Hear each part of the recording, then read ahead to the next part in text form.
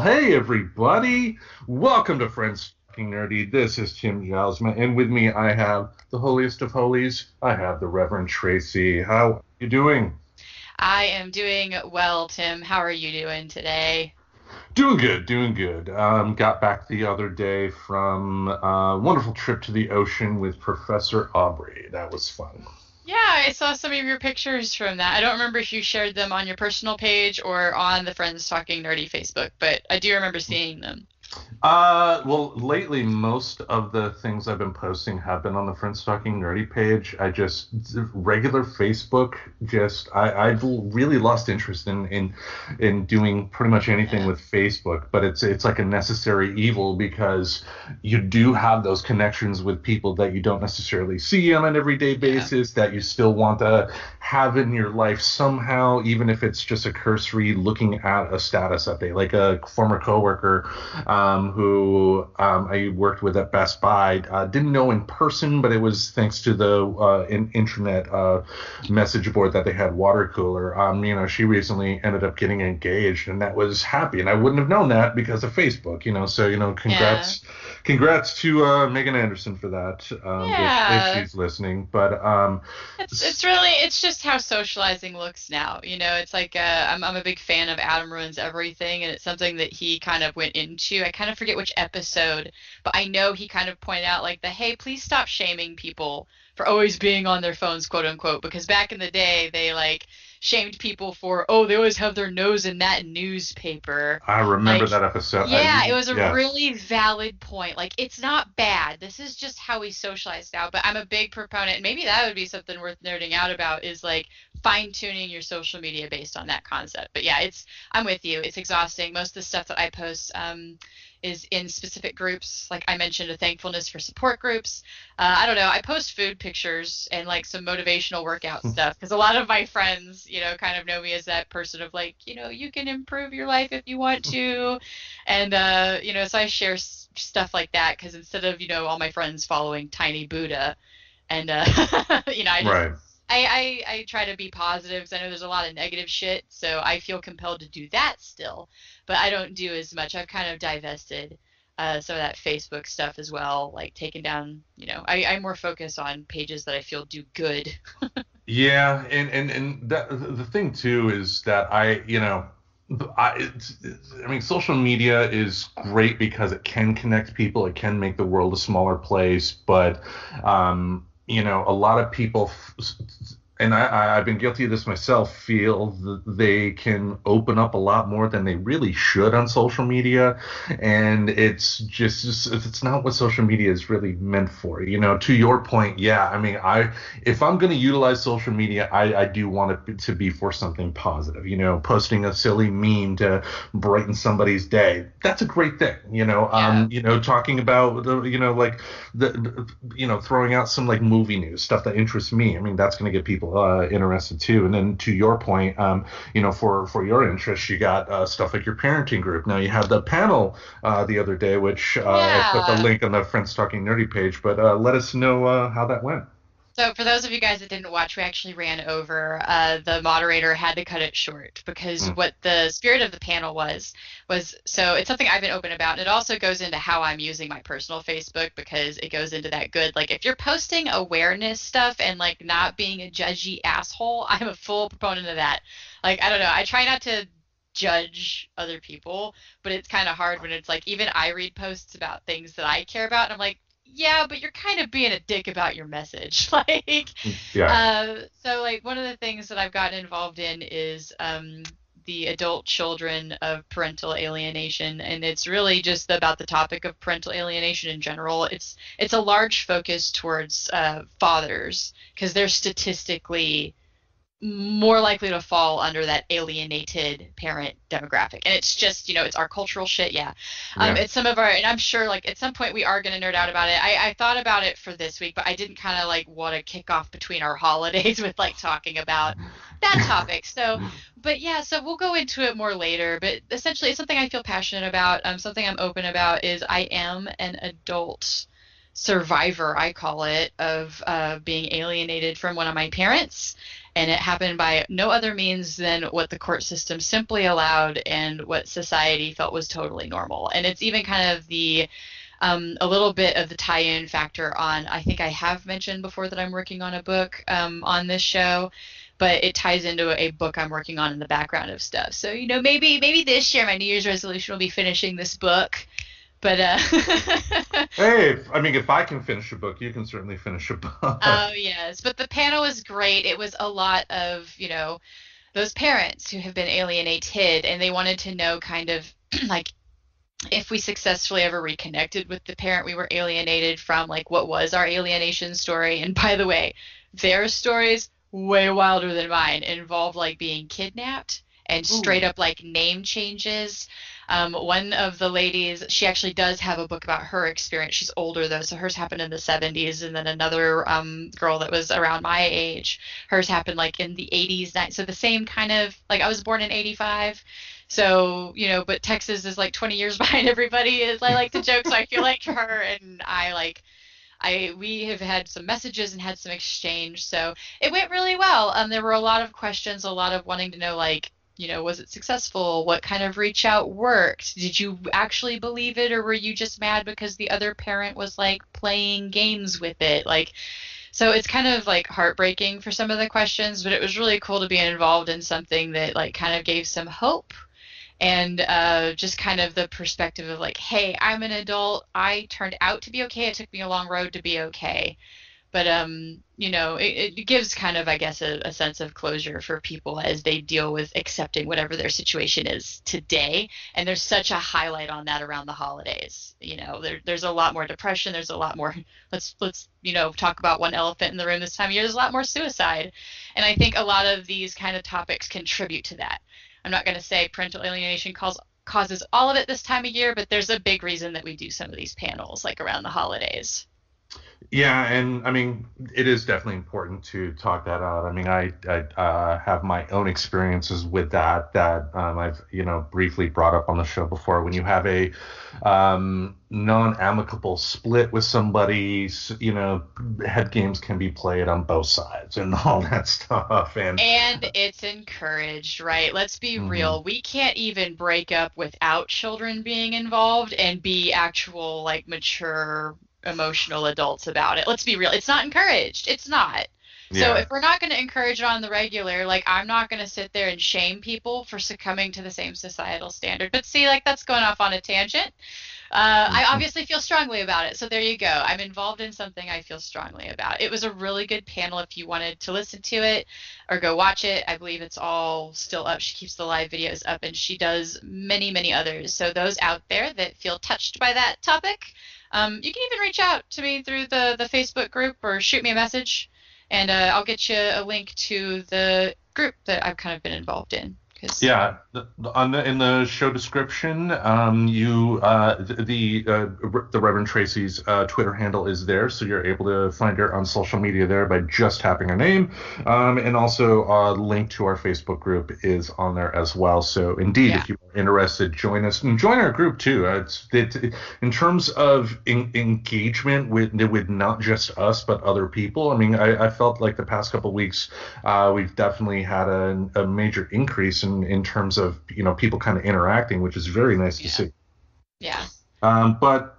So we were coming up with plans on what we wanted to talk about first this week, and while we were coming up with ideas, Tracy mentioned something about an event that she was involved in that I just felt we had to hear on the show, because when I pictured it like it happened like in the Old West or something. So Tracy, tell us about the time you were in a bar fight. So I like to famously call this story the time Tracy was accidentally in a bar fight, because this was not on purpose at all. Like, I know I've changed a lot as a human, but one thing that like people that have known me for decades will tell you, like, I'm not a violent person. Like, I had like a mean streak and I had a little bit of a streak, but I'm not the type to pick a fucking fight with people. It's not my bag. I think there are more mature ways to deal with shit than like yeah, name calling and fist throwing.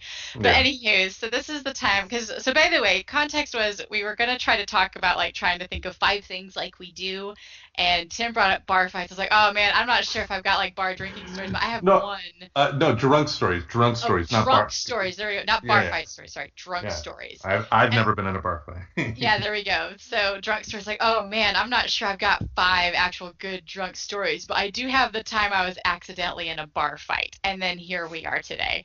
So, Okay. anywho, I was working in little downtown McKinney, Texas, and in downtown McKinney, Texas, like everything closes at like 6 o'clock, except for the one little pub that was all part of it. So, like most of us, we called ourselves the closers.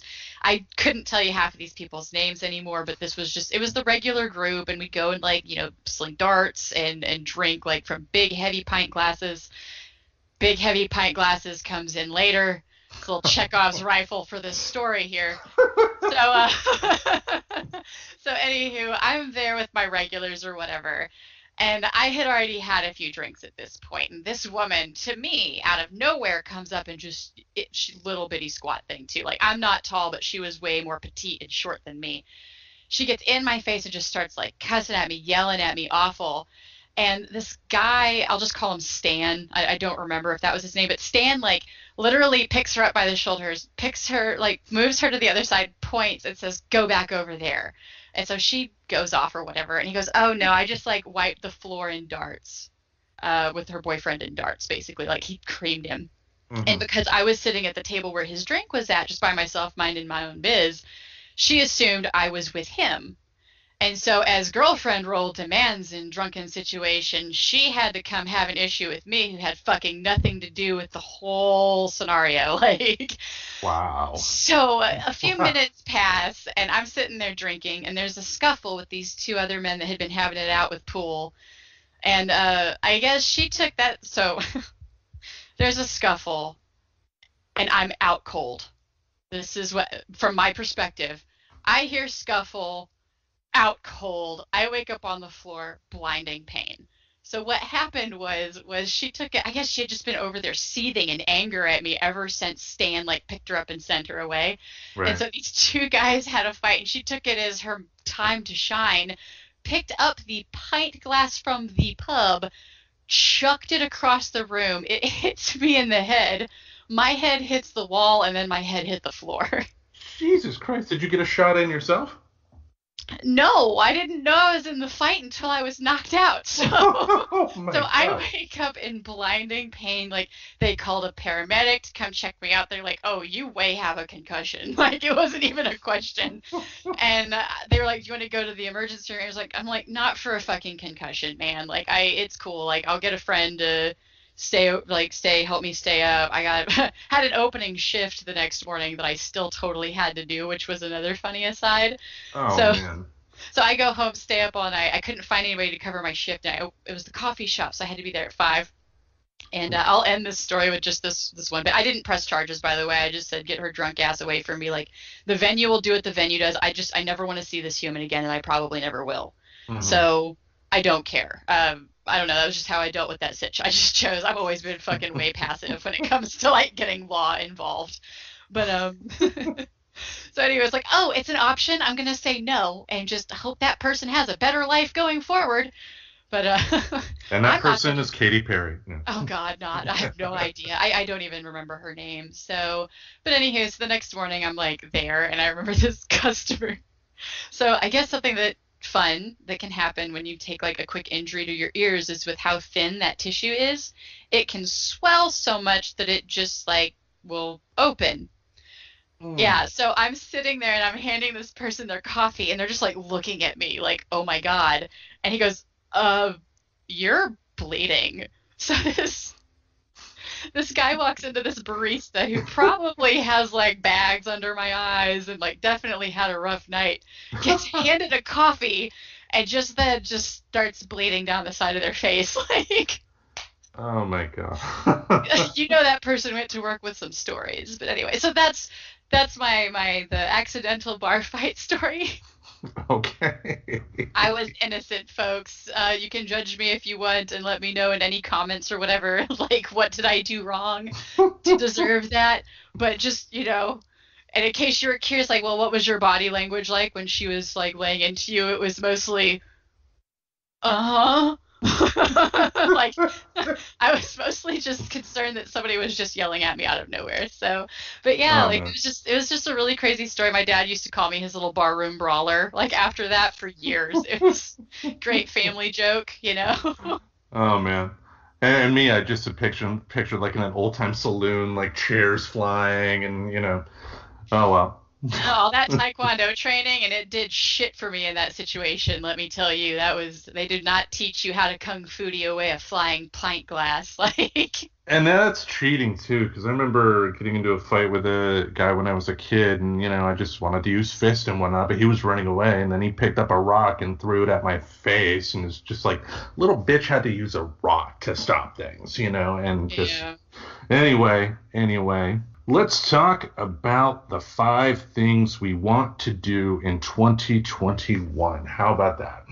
Yeah, because you know what? A lot of shit got canceled. A lot of people, were upset because with their but me mentality, they didn't get a choice in it, right? Like a lot of stuff straight got canceled. And then there's a lot of things that, I know for personal, I chose not to do because I figured it was just not smart right now. I wanted to do my part in not spreading any of this, as well as avoid getting it myself. But there's a vaccine around the corner, like, and it's already starting to come out. So it actually seems like there's a light at the end of the tunnel that we will get to figure out what our new normal looks like for real Hmm. once this is all done shaking out. Because let's be real, like, jobs have changed, and I don't see them changing back to being exactly the way they were. You've got people who moved states away that it's like they're going to have to make a choice as a company. Do I fire these people or do I embrace the remote work that people have been kind of pushing for some time? So, Yeah. but there's some things that maybe we can look forward to, like being able to do, like certain social events that got canned. What about Hope. you? Like, Yeah. I mean, hopefully this the situation more than anything kind of ripped the scab off of the little secrets this country has been trying to hide in terms of how it treats the average citizen. And my hope, and I don't know if this is going to happen, but my hope is that once we do get back to some semblance of normal, that we as citizens fight to make sure that if something like this were to happen again, the average person and not a major corporation will be the ones that will benefit from this. I mean, where we yeah, stand right now is we had Congress come to a compromise bill that would see the average citizen receive a $600 check, something that Rand Paul says, well, why don't we give more? Why don't we? Because now, of course, Republicans are super, super deficit hawks because of Democrats coming into office, and yeah. then Trump ended up vetoing that bill, so that just kind of screws up the works Yeah, there. it's kind of interesting that one because I don't know the full motivation behind the move, but I guess part of that was he thought it was ridiculous to only do $600. I guess because he doesn't, I could see him not wanting that to be the last thing he gets remembered for, is that we went from 1200 and like there's a really good meme that I will probably share if I haven't already, and even so, I'll probably share it again. That Hmm. breaks down like what other countries have done, like giving monthly to their people, so that they could actually use that to pay their own rent and buy their own groceries and spend Yeah. money and vote with their dollars and keep businesses open that way, versus what we've had. And it was like $1,200, 33 weeks and counting. But everybody else had like pretty much monthly, like thousands of dollars. Usually there were a few that were like a couple hundred, but hell, like that would have been great for us. But so I don't know. I partly wonder if it's he's trying to not have egg on his face, with that being the thing he's going to be remembered for is the last thing he did. Well, I mean, one thing that progressives shouldn't do is kind of poo-poo an idea just because it's coming from someone like a Donald Trump. If it's Right. something that does benefit people, then we need to, do what we can to Yep. support it, because we're in a dangerous time, because come January, a lot of these eviction moratoriums are going to be coming up, and we're going to Yeah. have a lot of people on the Oh yeah. street.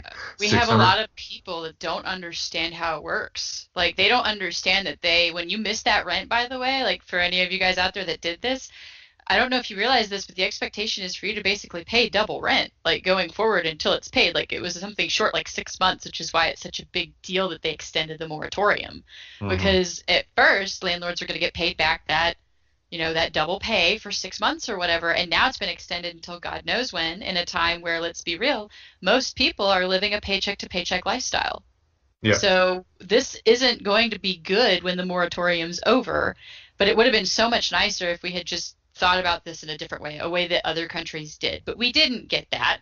So now we have this, and I won't say all of Trump's ideas are bad. I am not a believer in alls and always and speaking in such definite terms when it comes to things.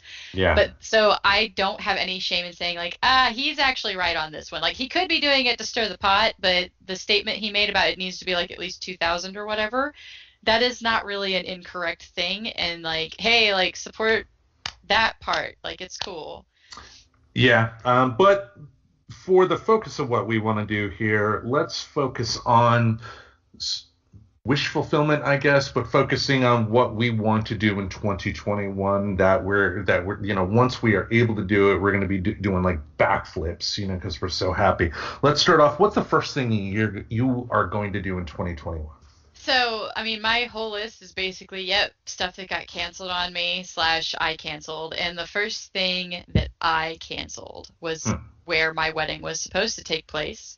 My husband and I were training to summit Mount Hood with our friend who got officiated just for the occasion. And we were going to have two of his climbing partners go with us for our witnesses and get married on the top of Mount Hood. Hmm. That got canceled because that was planned to happen in May, and a lot of our training got canceled too. So, we didn't get to really make our yearly attempt on a mountain. So we get to do it again. We're going to try to shoot to do it by May, actually, which was for our anniversary. So the date that we should have gone last year, we're hoping to kind of shoot for that kind of time frame this year and summit Mount Hood. And kind of a renew your vows type of thing. Yeah, like actually like a little bit of a doing it because hopefully our friend will still get to come with us. We don't know. He works retail and his life is totally like flipped upside down with this pandemic thing. But Yeah. at the least the two of us are gonna do like start back on our mountaineering training. Like there's technical skills involved. I might share like a picture of us at the top of St. Helens because it's pretty impressive. Like oh you're going to the top of the mountain. Like no, I'm going to the top of like where all the snow and the ice and the glaciers and shit are. Like there's equipment and stuff involved. I'm not just Yeah. going on a hike, but so it's a big deal, and I'm excited. So I look forward to being able to do that hopefully in spring. What about your first thing? My first thing is I am going to go to the movies if it is possible. I miss it. I miss it. I mean, even if it's like an Adam Sandler movie, just being in a theater with a group of people, and I know I've talked on the show previous that with everything going on this year with the pandemic, especially, but also taking into account that movie attendance has been slumping at least for the past decade.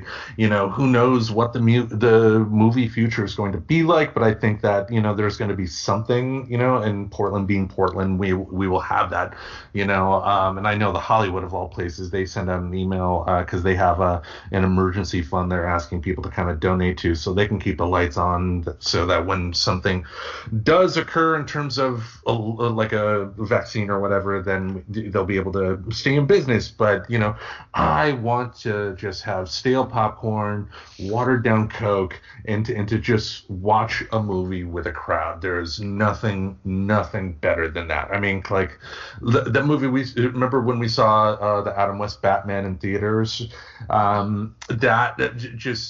That was a movie that I enjoyed without seeing it with a crowd, Yeah. but seeing it with a crowd, it's like you're laughing more. It's like the feeling in the room it encourages you to express your emotions more, and I love that. I miss Oh that. yeah, and plus like the one that you're talking about that we went to go see, that was at Hollywood Theater, and that is a totally different vibe. Which, by the way, like if that has survived, 'cause I don't keep up with what all's not making it, but if that survives this, you get an opportunity to go to Hollywood Theater for anything they do, especially like a reunion or an anniversary event like that one. Hmm. Because that was a death, like he had passed away, and so there was a Yeah. lot of energy in that room that was just you couldn't take it back. Like I really don't give a shit about going to see movies like in theater, but that is an experience, and that is something I would totally do again too.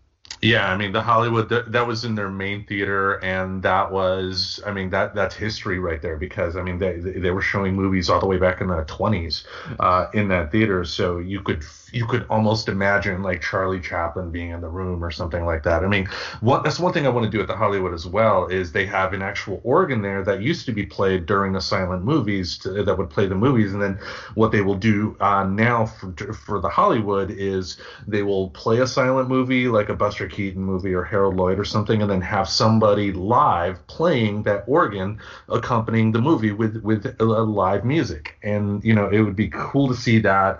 They've had events in the past, like they had an old kung fu movie, but then they had the RZA from the Wu-Tang Clan show up and play some new original music to them. I mean, they're just I want to see a fucking movie, and I'm going to do that at some point in 2021. So what's your next one? So my next one is another event that got canceled because, I don't really do a lot of like the movie theaters and some of the standard stuff. I look forward to a condensed amount of events across a short span of months. So now we're going to hit those. So this is also, though, a May one. It was an early cancellation. I want to go to the Haunters Convention. My husband and I, he graduates, Tim, I've talked to you, but what's great is since we're doing this remotely now, it doesn't really matter. But there's a possibility that, depending on where his work or his degree takes him work-wise, we may move to another state.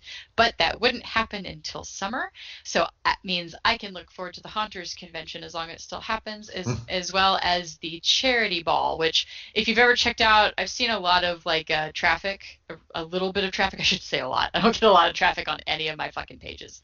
But I've gotten some on my The Reverend Tracy Facebook page, and the pictures that I have set on that are all from the Charity Ball. So people pull out all of the people that do effects, makeup, so the Haunters Convention has a lot of classes, a lot like Comic-Con, but all haunted house themed. So it's all building stuff. It's how to use the fog machines and some of the tech, how to do certain designs, things to think about when you consider topics and subjects for your scare. So it's really kind of cool. But then you've got this Haunters Ball. It's the masquerade ball and costume contest where you've got all of these people who love doing this, building costumes and just going to the ball, even if they compete or don't compete in the contest. You just see amazing costumes and makeup. And it's so much fun. And I was so sad that it got canceled. I had this whole thing I was going to bring the mascot from Fearlandia to life and just make this crazy gargoyle. But I'm glad that I put off putting too much money into it because, that money came in handy for helping us set up for other things and get through the pandemic. So I am looking forward to that happening in May. I really hope it's able to. Same here, and that kind of corresponds with one other thing I want to do, and that's go to Comic-Con this year. When my first Comic-Con was in 2016, and that was kind of a transformative experience for me, just being able to kind of be with a large group of like-minded people. And the beauty of Comic-Con, the Rose City Comic-Con to be specific, in town here, is that it has one hell of a creative vibe.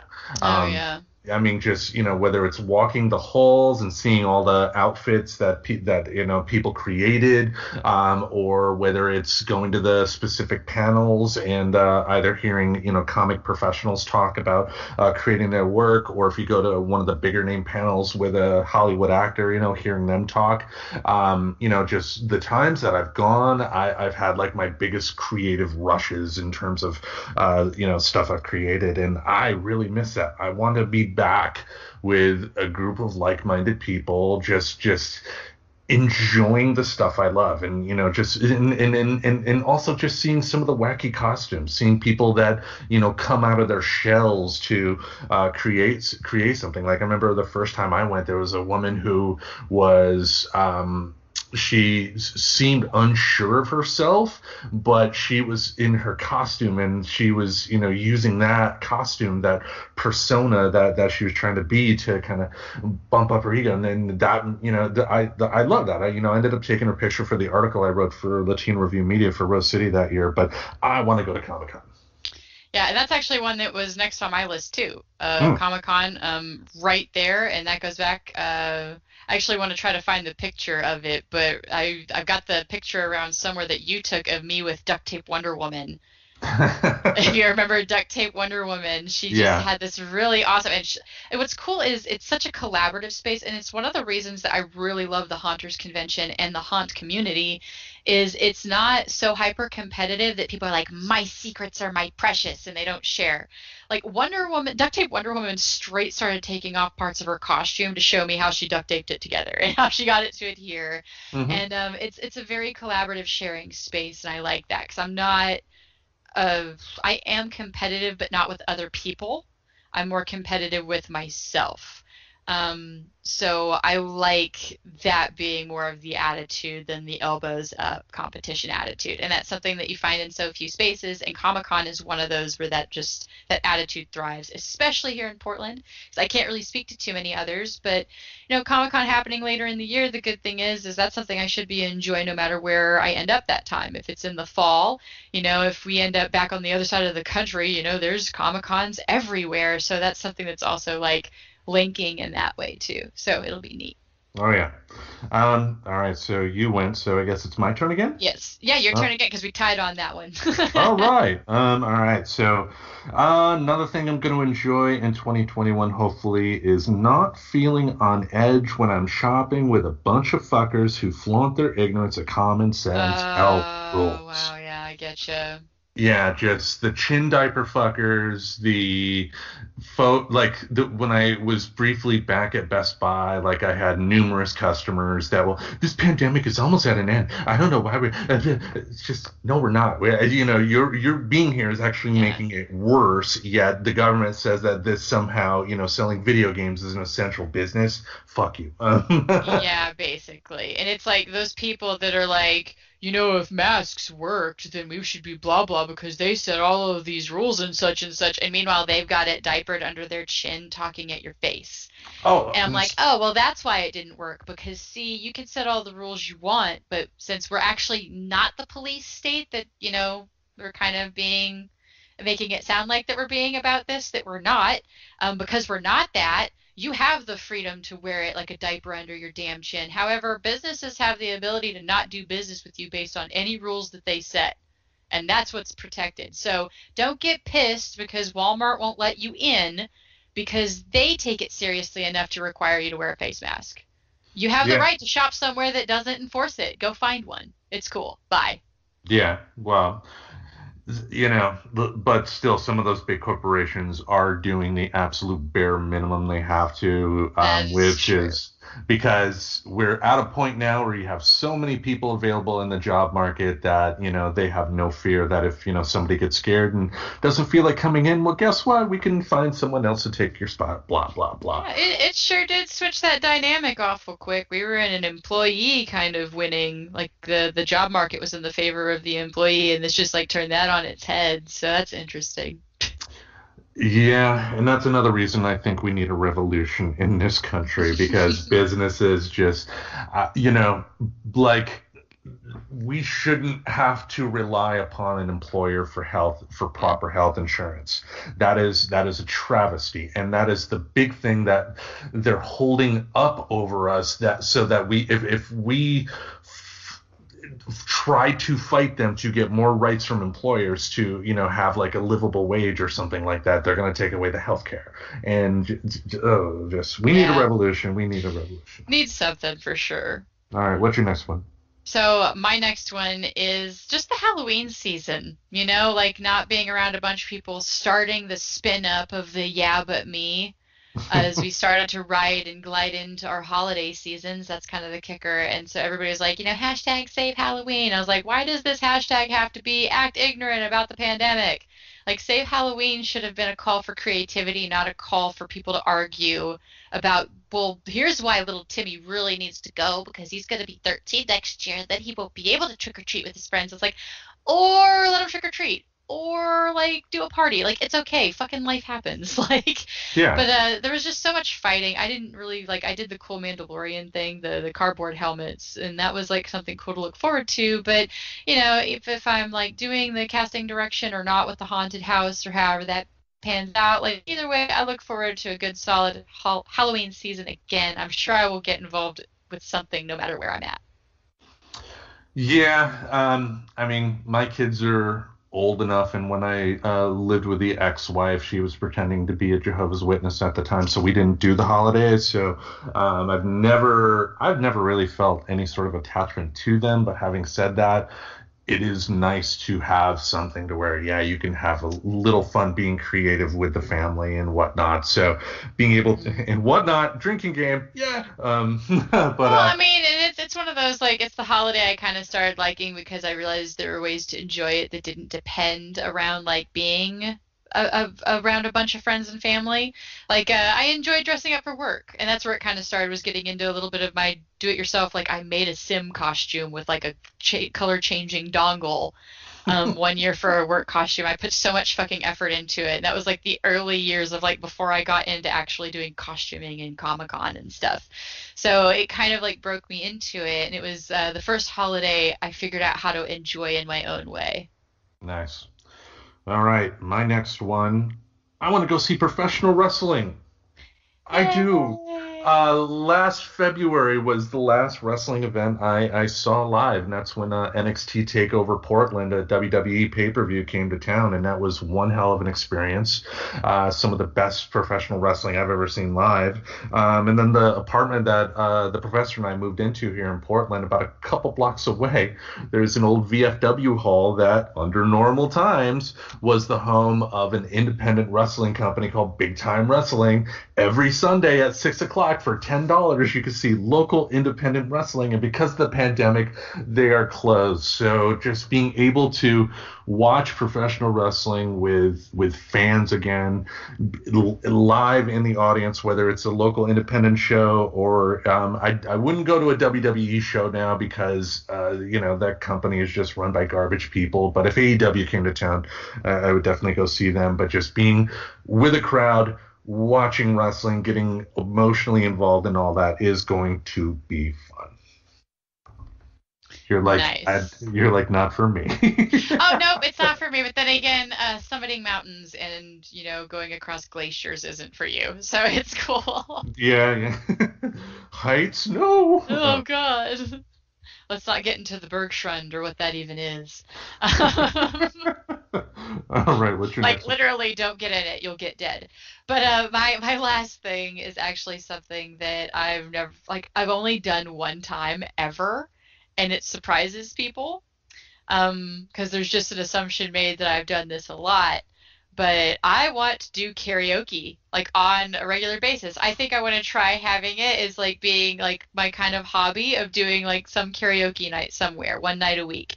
Um, yeah, because I've only ever done it once, and it was just I wanted to see if I could practice "Diamonds Are a Girl's Best Friend," like, and they had it on there because I was spinning up to do a '50s show, and that's one of the ones that she wanted me to sing, and I was like, I've never tried it before, and my friend's like, well, they got karaoke, and I bet that song's on there, so you should like try it, and I was like, okay, and I did fine, like,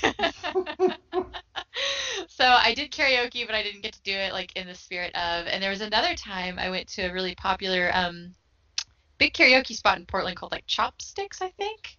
Okay. But they had like a pretty big, like, oh my God, it was so busy in there. And I was still dressed up in all my flappers garb, like from doing a show. And so I was gonna go do Postmodern Jukebox, and we waited for like 2 hours, and it didn't get me through the queue. And I'm like, hey, like I gotta bounce, like. Oh So I man. was finally gonna get to do it, but the wait was too long, and I was tired. I had done a show that night, so I was just like wiped. By the time we got there and got on the list, we were so far at the end. Like he couldn't bump me. He's like, yeah, I can't do that. Like I want to, because I was dressed up still, but so yeah, I think I'm gonna try that. See if I can get into a local karaoke night. Yeah, I know when we first met, we both talked about karaoke. And I haven't had much experience with karaoke. And I think too that we talked like, oh, we should do a song together in karaoke, ha ha ha, But Yeah, I thought we were gonna do the gender swap, like to be funny about it from Greece. Like, uh, no, I thought it was either You're the One That I Want that we were uh-huh. talking about, or Paradise by the Dashboard Lights from Meatloaf. Probably. That would have been fun. Yeah, but I thought like with the Grease one we were talking about like you doing Sandy's part and me doing John Travolta's part. Yeah, that would be funny. And that's the thing too. I mean, Aubrey and I did get Rock Band 4 for the PS4, and we got microphones for it. So occasionally we'll fire that up. But the bad thing about Rock Band 4 is that most of the songs that come with that game are garbage. You have to purchase all of the good songs separately. I mean, they have a couple good ones that you can do, but just like if you want the most obscure U2 track, buy Rock Band 4. But anyway, let's go on with my last one here. For 2021, I've needed to do this for a while, but thanks with encouragement from the professor, I've been doing it more, and I'm going to do it more in 2021. And that's get outside more and exercise and do more yoga. I've been doing yoga, believe it or not. And that's definitely been interesting. First thing we tried was a yoga program by professional wrestler Diamond Dallas Page, TDP Yoga, which the professor was not a big fan of. But we've also been trying a couple other different the YouTube yoga channels for just to find the right teacher for it Yeah. to get the right feel. But that's been fun, and we've been also getting outside and just walking more, and just walking, talking, enjoying each other's company. That's always, with the professor, that's always good, of course. But just this year, I found out I have high cholesterol, probably from eating lots and lots and lots of eggs and bad food and Chef Boyardee and all that stuff. But when you're 44, you do got to start recognizing the fact Yeah. that the you don't have many more days ahead of you. I mean, Yeah, and especially if you're not like taking care of this like the organic machine that it is. You're like most people basically drive the car that is their body and like don't do any oil changes and don't like ever check any shit out. Like yeah, don't change the brake pads and then they wonder why like people are falling apart in their 40s and 50s. Like yeah. Yeah, yeah, so if you don't have that turnaround, then that's what gets you like early dead. yeah, and I mean, I would love to leave a pretty corpse, but look at this face, folks. But it's more than anything, it's just trying to. I feel that getting out and exercising more, and continuing with stuff like yoga is if I improve on myself physically, that will also help my mental outlook as well. Because if you do sit back, drink Pepsi, and eat Chef Boyardee all day, and do nothing else, you're probably not going to have the best attitude on life either. So just being a little more mindful of health. That's Yeah. what I want to do in 2021. Awesome. All right. Did you have a final one?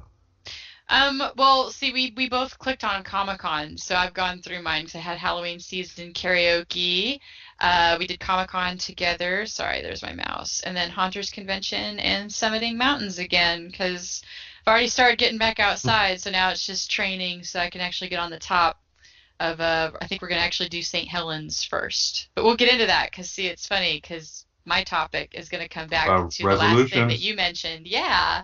All right. Well, then let's move on to our first official topic for the audio show here. And I'm going to start off with a little bit of a eulogy.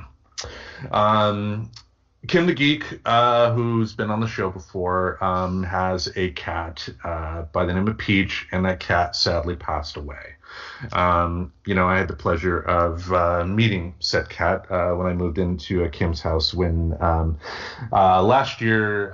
It's everybody's faced it before. If you're like middle class or below, sometimes you come to a spot to where, hey, emergencies happen and you need a new place to live. And I did, and Kim helped me out by letting me stay at her place, and I got to meet her cat. Now, her cat, Peach, was quite the character. Yeah, I saw a post she did on it, but yeah, she's Yeah. cute.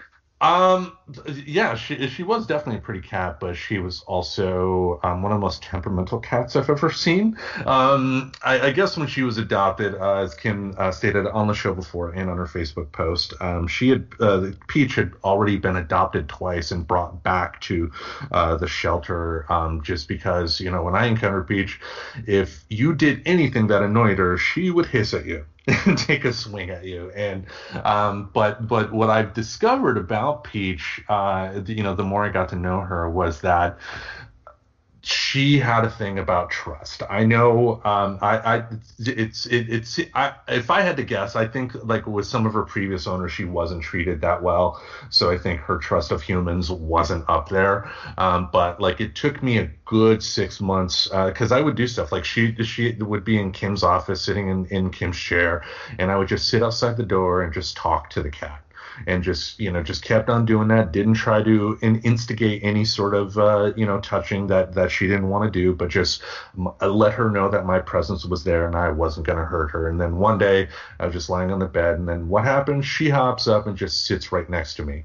I got to pet her twice before she hissed, but she sat up there, and that was cool. And it's pets are a part of your family, and pets, can do so much for your mental health. So I know, and I've said this to her personally, but I'll, say this over the show if Kim's listening. So sorry about Peach passing away. She was a good cat, and she was definitely a good mother to that cat while she was alive. But and I hope Kim is able to, and she's going to be able to, of course, move on from this. But it's definitely, I mean, cats are a part of your family. You can't, animals are a part of your family. You can't. On the one hand, yeah, I'm not the type of animal rights person like a PETA that wants to say like a cat is the absolute same as a human being. No, they're an animal. I mean, are they intelligent? Yes, they are. Do they have emotions? They do. Animals do have emotions, but at the end of the day, if like my house was burning and I had a chance to save the professor or my cat, who am I saving? I'm saving the professor. Most people are gonna, would know what that answer is gonna be, and it's like, pets just mean so much. Do you have any pet stories? Oh man, so many.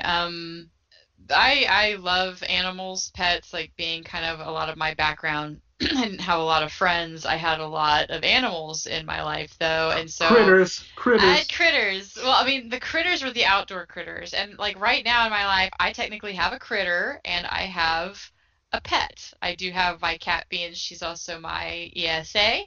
So that's where I used to just pay deposits and just accept it. And I was like, you know what? I'm just going to pay for the ESA letter because pet rent is a fucking ripoff. And so I drew the line when I moved because I'd never heard of pet rent until I moved to Oregon. And I was like, okay, well, I'm finally getting an ESA letter because that is some bullshit. Yeah. And so I got her the official ESA letter, but I've got her there. And then I've got Kuko the squirrel who lives in our backyard, but he comes for breakfast every day. And he either gets apple cores or he gets, dates and a couple of almonds. You laugh, but I actually have a picture from this morning on a whim of I had my dates and my date and my almonds in my hands for him, and you could just see him out on his little log stool in our back patio just waiting for his breakfast. And he's cool. He keeps the other squirrels off of our back porch. Like he got into a fight with one to keep him away, so that was kind of funny. Oh, But nice. but yeah, like I used to do rescue with my mom. I was around animals my whole life. I kind of feel like I get closer to animals than I do people sometimes. But that's kind of, they say like certain things about empaths are that as well, like kind of that animal relationship over people, like that protectiveness. But anyway, we used to help with local shelters, particularly the cat orphans that got left behind in several ways where there wasn't a mom to take care of them because they're very hard to help survive. Like if you don't know what you're doing and you don't know how to feed them and their schedules and things like that. And that's actually how I got Beans as well. She was found in a house that was like overcrowded, and she's missing her tail because of like felines do cannibalize in overcrowding situations. Ooh. So I saved her, but she's also saved me like her whole life. And I know she's getting older. You know, I've started making her food, and everyone's like, "Oh my God, I can't believe you make your cat's food." I was like, "Well, actually, like kibble is an invent in the 70s. Like they used to just eat scraps. Like that was their deal." So the only time I buy meat now is to make, I call it the casserole. But the cat loaf, I make her, I'm not even shitting you. It's just like oatmeal and turkey and like a few veggies and shit, and it goes in the oven, and I just cut squares out, and that's what she eats now. Because she started getting sick. Like, yeah, she's a part of my fucking family. And as far as if there's a fire, I'm sorry, my partner's on his own. This cat will not make it without me, and I don't think I could live. I mean, look at this. Come here. She's just sleeping. She's actually right here. This lump of joy. This is Beans. He was licking my finger as I'm holding her in the most awkward damn position for a cat. You should not encourage this. Looks like she wanted to say something. I would grab my cats, but they're both in the bedroom right now. What I found is that there are these videos on YouTube that they love, and it's just this guy puts like a very small camera and some seeds in front of the camera, and then like squirrels and birds will come, and the video will go on for like 8 hours, but my cats will sit there like just fixed, stared at the screen, and like Phil, my cat will even make a lunge for the screen if there are black squirrels. When he sees the black squirrels, he goes nuts, just like, what? And then tries to... I think that says something about your cat, just saying. Like, yeah. An uncool cat, all squirrels. Yeah. Squirrel. But squirrel. Yeah. Yeah, actually Beans will constantly like play at the I've got a big sliding patio door, and Kuko will come right up to it, like especially if we didn't notice him. Mm-hmm. He'll come up and just be right at the door and be basically nose to nose with my cat, who will start rolling around like an idiot on the floor and like pawing with her claws like just at the tip. And I'm like, "Oh my God, Beans, that drives me crazy," because she's like scritch scritch scritch. I was like, "Stop it!" Like. But that's dinner. That's dinner. I want to eat. No, we decided they have some like Romeo and Juliet like love story going on, like because it started with Beans noticing this squirrel and trying to play with this squirrel, and then like he got the name Kuko, which is Esperanto for cake. Because my stepdaughter had totally butchered a cake recipe this one time, and I didn't know what to do with it. And there was this squirrel standing on my back porch, and I was like, "You want this? Like, I'll give you some of it." And he ate it, so he started calling him Cake. Nice. So that makes it. Animals are cool. I don't like it when people make fun of other people for grieving animals in their life like that. Understand that just because you don't have a close relationship with animals, some people do, and we take it seriously. Like, I'm going to probably be a wreck when Beans dies. She's getting to that age. She's in her technical late 60s now. So, and she's inbred as fuck. So I gotta like watch out. She's probably gonna start deteriorating in some genetic ways, because that's just reality. Yeah. But yeah, like, please don't knock on your friends that cry for their cats. Like, for some of us, they're family. Yeah, and they should be family to you too. I mean, because yeah, I mean, they're not humans, but they are definitely living creatures that feel, that do have emotions. Like like we had a dog when I was married by the name of Gypsy. It was the kid of other dogs that we had, and we were going to get rid of all of them.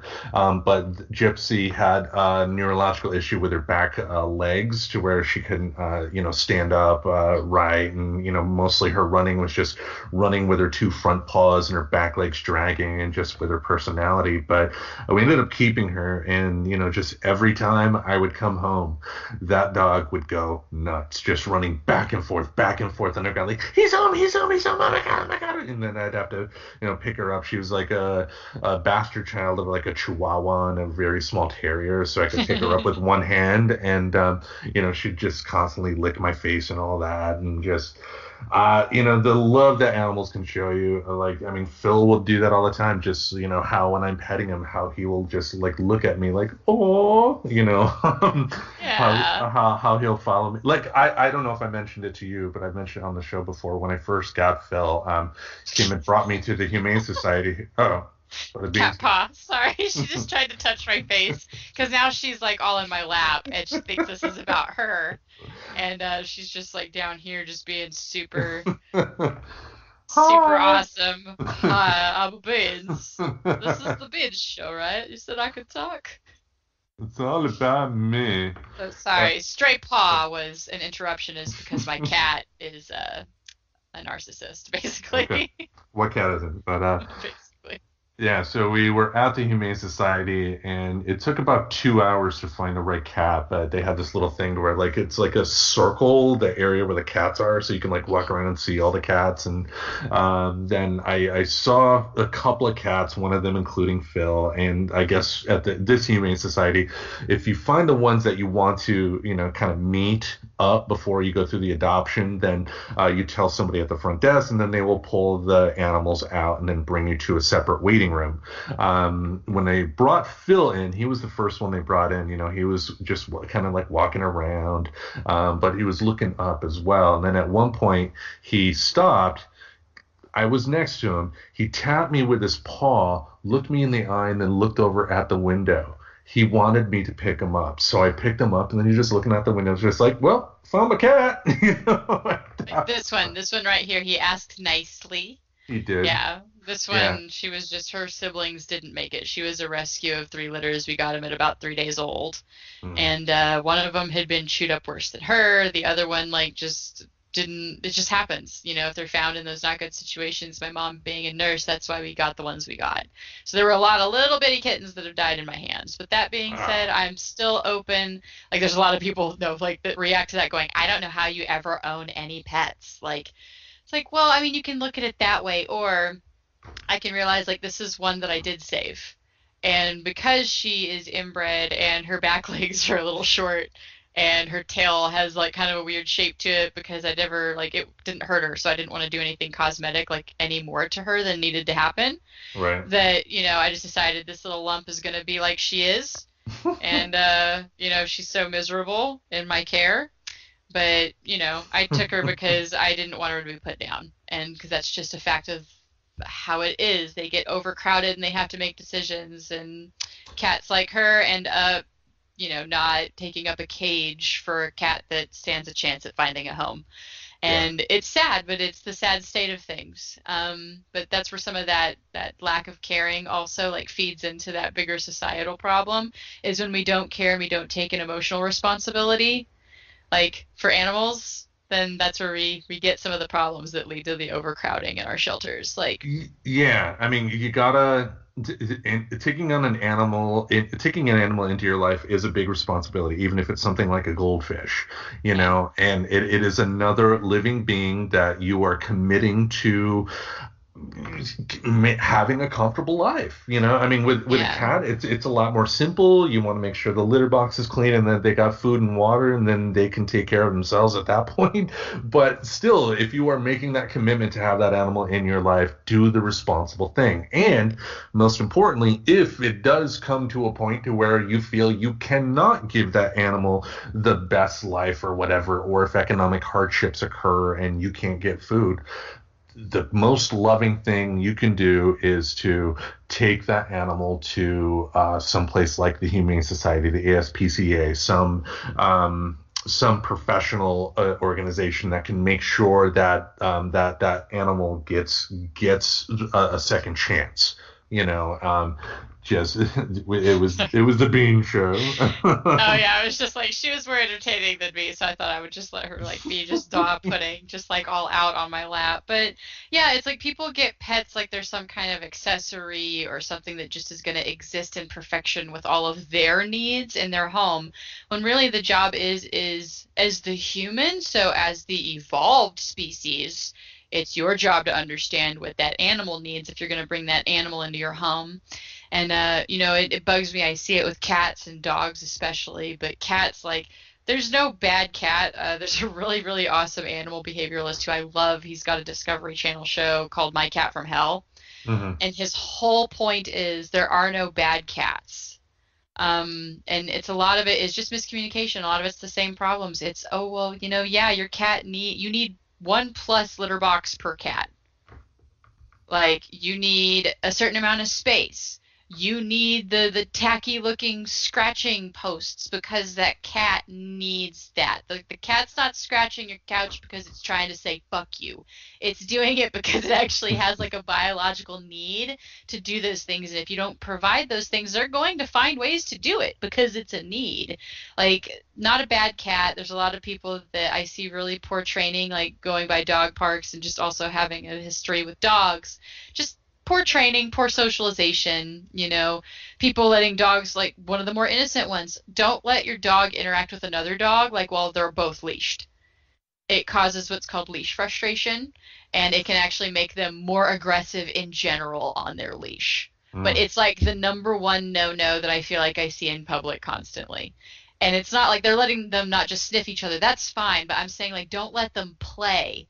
Like, there's a limit. But if you don't understand animals, like, this is where we get like the bad behaviors, and then it's a bad dog, and then that dog goes to the shelter.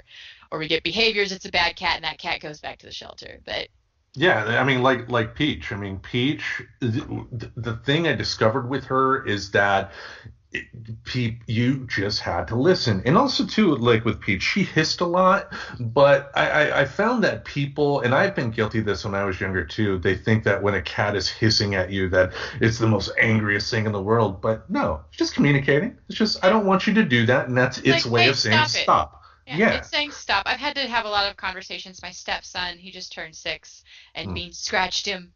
Oh. She's a cat. It happens.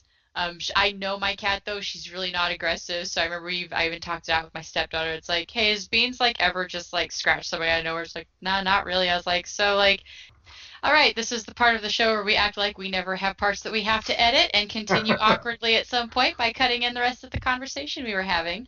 So just kind of talking about, like, animal behaviors and stuff. And, I've got a stepson and a stepdaughter, and having those conversations around, my cat, Beans, who's, like, super, super mild. She's not aggressive at all. Like, she actually got therapy handled as a cat. Like, I can pick her up and just, like, accordion her, but I won't because her hips and her age. But she's kind of was trained to be manhandled. I had an autistic nephew, whenever she was around. Right.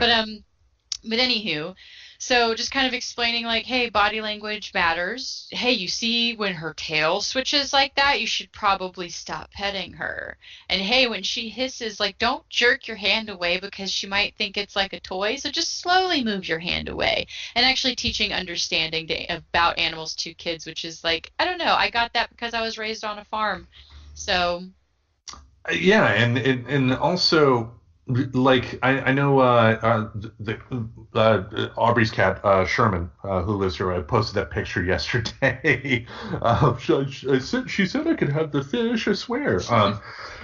He is kind of a bigger cat, kind of a heavier set cat, but he does a funny thing too, to where, like, sometimes he doesn't meow as much as he meeps.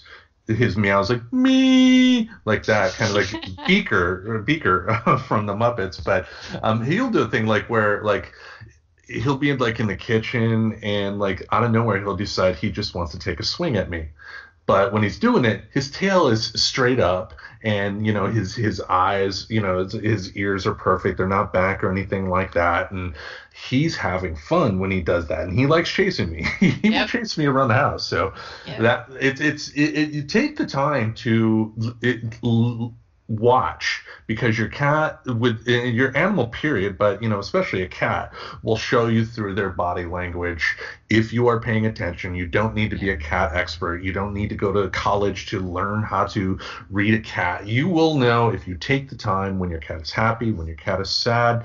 Like Phil, when the cats are hungry, Phil is going to be the one that will constantly be annoying me. If I'm on the bed, he'll hop up on the bed and, like, just get in my face, but meow a lot. When he meows a lot, he's hungry. And just listen to your cat, most importantly. Yeah. So And hey, if you've got a cat out there and interested in kind of learning about the animal behavior, but not like in such a sit down studious way, and looking for something to watch, My Cat from Hell is actually pretty funny. Jackson Galaxy also, he's in a rock band. So it's like he does that at night, and his day job is being an animal behavioralist. And he's got a lot of beliefs that he shares on the healing that they can do in your life. So it's a good watch if you're looking for something for the holidays or whatever. That show is actually, I believe it's on the Cats 24/7 channel on Pluto TV. Pluto Oh, TV, if you don't have it, you should have it. It's kind of like its own cable service, but it's free. It's owned by Viacom. They got like a ton of entertainment channels. Like they have a channel dedicated to old episodes of The Tonight Show with Johnny Carson. interesting. They got like NBC News. They got sports. They got first run movies. There will be commercials, but it's free. You know, it's not a subscription Oh, service yeah. like Netflix. You got to take into account. And one of the channels they have is Cats 24/7, and it's just a whole channel dedicated to videos about cats. And one of those shows is the one you mentioned, My Cat from Hell. It is very good. I actually was telling my stepdaughter about it, and we're about to get them for a week.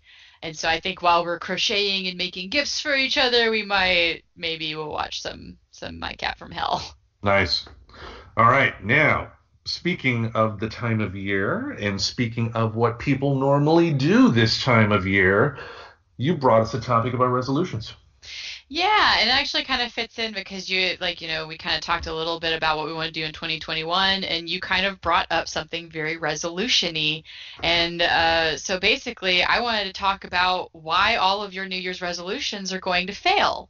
Because I'm a very positive human like this. No, no, it really is like there's something fascinating about this topic, right? Because Hmm. every year people sit down and they make a bunch of, I'm going to throw them in quotes for people that aren't watching. We make a bunch of goals um, around, certain things. And then it's like, oh my gosh, I'm day 5 in. Oh my gosh, I'm day 31 in. And you're lucky if you make it to month 3. So, and then we stop talking about it, and then there's a lot of pride around it. So I kind of wanted to dig into it 'cause it's something I've looked up before, kind of the interesting psychology and what it kind of tells us about humanity in a sense. Hmm. Because these are the kind of the weird researches I do, because I love understanding what makes us tick as humans. So you're probably going to see a little bit more of this from me in the show. So this is me kind of going into a little bit of a topic like that. And then goal setting in general, like how we can maybe do it right. Because I didn't want to like poo poo on New Year's resolution and give nothing to say, like, here's what you can do, or here's what maybe you can think of doing. And then I actually might try to live use your example as we go through some of the cool ways that you can actually set goals. So I'm not picking on you, but you did say a stereotype of getting more active and doing yoga. So I'm going to bring those up a little bit. Okay. So So keep me on my toes. yeah, so there's actually been a lot of research on this that explains why most people fail at New Year's resolutions because it just goes to show how seriously we take it that people took the time to research it. Like they do surveys and ask people what they wanted to do, how far they got into it, what steps they took to implement goals. What we really kind of found is there seems to be an awareness that we should try to be better and live healthier lives, which is kind of cool, right? There's something about that touches us about that possibility of turning a new leaf too. So, we're turning over to a new year, and so we decide, well, this is just the time to do some goals because then I know I have done it since the first of the year. Hmm. And so, yeah, that's kind of a cool, hopeful message. Like most people recognize that we could use to be better versions of ourselves. Over half of New Year's resolutions are health related. So it's about losing weight, establishing healthier habits. Habits? Habits. Tablets. Tablets. Like talking gooder. I should talk gooder. That's gonna be mine this year. Hey, lady. Talking talking gooder for the show. So over half of them are health related. And then a third of them are actually like work, self-improvement, finance kind of realm of things, like wanting to learn a new skill or wanting to pay down a debt, establishing self-organization habits, stuff like that. So yay, humans want to be good versions of themselves. And we even put a lot of weight on it. I kind of joked about it. People will track how many days they've been successful in this New Year's goal. And then we get depressed when we miss a day. And that's why we suck at keeping them, is really what it is. So basically, what they also found in these studies about New Year's resolution is that even though participants agreed that the goals were really important, like you had said, you're getting older, right? So it is Hmm. important to you to do things that you attribute to living a healthier life. So even though you know that's important, and there's lots of people like you that set goals, and me too, because I'm getting older as well, that set goals around being healthier, it didn't have a lot of impact on keeping the goal. Because we think the older we get, that maybe we'll get better at keeping these, because that was a weird little demographic I read about, and we are straight shit at keeping New Year's resolutions, no matter how old we get. But Hmm. what research also consistently finds is that enjoyment is more consistent in predicting the longevity of any new routine. So when you sit down to lose weight or get more organized, you kind of get in your own self-parenting mode and make like a list of tasks that when you really look at them, like, are you really going to enjoy doing those things? A lot of people, that's not the case. They're going to like police themselves into doing some workout routine even though they fucking hate going to the gym, or they're going to force themselves to like do some other like routine every day just because they feel like they have to, and it's not really anything that they give a shit about doing. Right. So now you've already made a list of tasks that you probably barely want to do, and you made yourself your own supervisor. I don't think it takes massive social experiments to do the math as to why that's not a sustainable agreement, right? Like, Hmm. how well does it go, honestly, Tim, when you make like a bunch of lists, like a nasty to-do list, and that's all it is just shit you don't want to do. And then you're trying to hold yourself to it. Well, I mean, you know me. It's like the thought of putting that list together would probably be a little too much, which is a different Exactly. story altogether. But Yeah, and then additionally to all that, say you do make that list and you're good at policing yourself, you're good at running your own morning boot camp for fitness. Eventually you're going to hit that day, the day it didn't happen. Mhm. And then you're going to be struck with horror and shame that you've ruined your streak. That many decide, well, there goes that 5K training program. Pass me those potato chips. And so it's a destructive cycle, and it actually gives a bad name to personal goal setting, and it ends up with a lot of stagnant humans. So that's really why New Year's resolutions fail. And so I do have like I wanted to spin it and talk about some shit scientifically that works, but I wanted to also take a quick pause in case there was anything you wanted to interject or even ask, because I'm the one that kind of was reading and nerding out about this. No, I mean, it does make sense because I've certainly done, everybody's done that before. You do, like I want to achieve this, and just you practice towards it, you have one failure, and all of a sudden I'm never doing this again, and toss it away, and it's yeah, I mean, it's about the preparation you put into it, and which most of the time when I've encountered that situation, I haven't put much thought into preparing to go ahead with this in terms of how do I keep the goal. And also too, I am very much guilty of thinking that that one day of failure means I'm a complete failure when it should just be that's just one day I didn't do it. I should hop Oh on the yeah. horse the next day. I mean, because if you're learning to ride a horse or a bike, you fall off once and you never ride again, you're never going to ride that bike or that horse or whatever. You got to dust Exactly. yourself off and get back in the saddle. Most things in life are a practice. Most things in life are a practice. So yeah, Mm. like you're gonna have failure day, which kind of leans back to that what I mentioned is like you will have the day. You will have the day that it fails. And then it's like, what has your psyche and like emotional response been prepped for with that? Has this been a list of shit that you hate doing, and so you're kind of looking for the out to never do it again? Like, it's interesting, like some of the ways that the New Year's resolutions go south. And by the way, like I'm not speaking from a place of I've never made such petty errors. Like, no, I'm talking about like I noticed that I was shit at doing things for myself too, and I noticed that like hey, like this is just kind of like repeat record style of like I make a resolution. I seriously can't think of a single one that's ever lasted past like maybe 3 or to 6 months, maybe halfway through the year, and that's really pushing it. And Hmm. that's going back to old school style of goal setting, like before I kind of discovered new ways, which is what I'll go into next. But and then I'll get to pick on your goal that you mentioned about getting Thanks. outside more and doing. Oh, but really, I mean, we get to workshop setting your goals. So as a friend, I'm helping set you up for success. And the thing is you could totally not listen to shit that I tell you. Like, you know how I roll. I say things as suggestions, not because I always think I'm right. Just like, hey, this worked for me, and if you want to hear more about it, cool. But otherwise, like, don't say the Reverend made me do this and they're the reason that I failed. Like, please don't give me that much importance, because I barely give myself that much importance. Like, Well, what are some positive ways we can go through with these resolutions? so first of all, like, one of the main things, and we'll get into it because there's a lot out there, really. So basically, instead of investing in the resolution thing, the New Year's resolution energy, put that into something like start learning how to set goals that work for you. Like, learn a way that it works. And nowadays, if we've got these magic computers in our pocket, which I jokingly call my stunt brain all the time, like, you have it at your fingertips to research these things. There are any number of articles out there on the topic of productivity, of goal setting, and you can find it either for personal productivity or you can find it for professional productivity.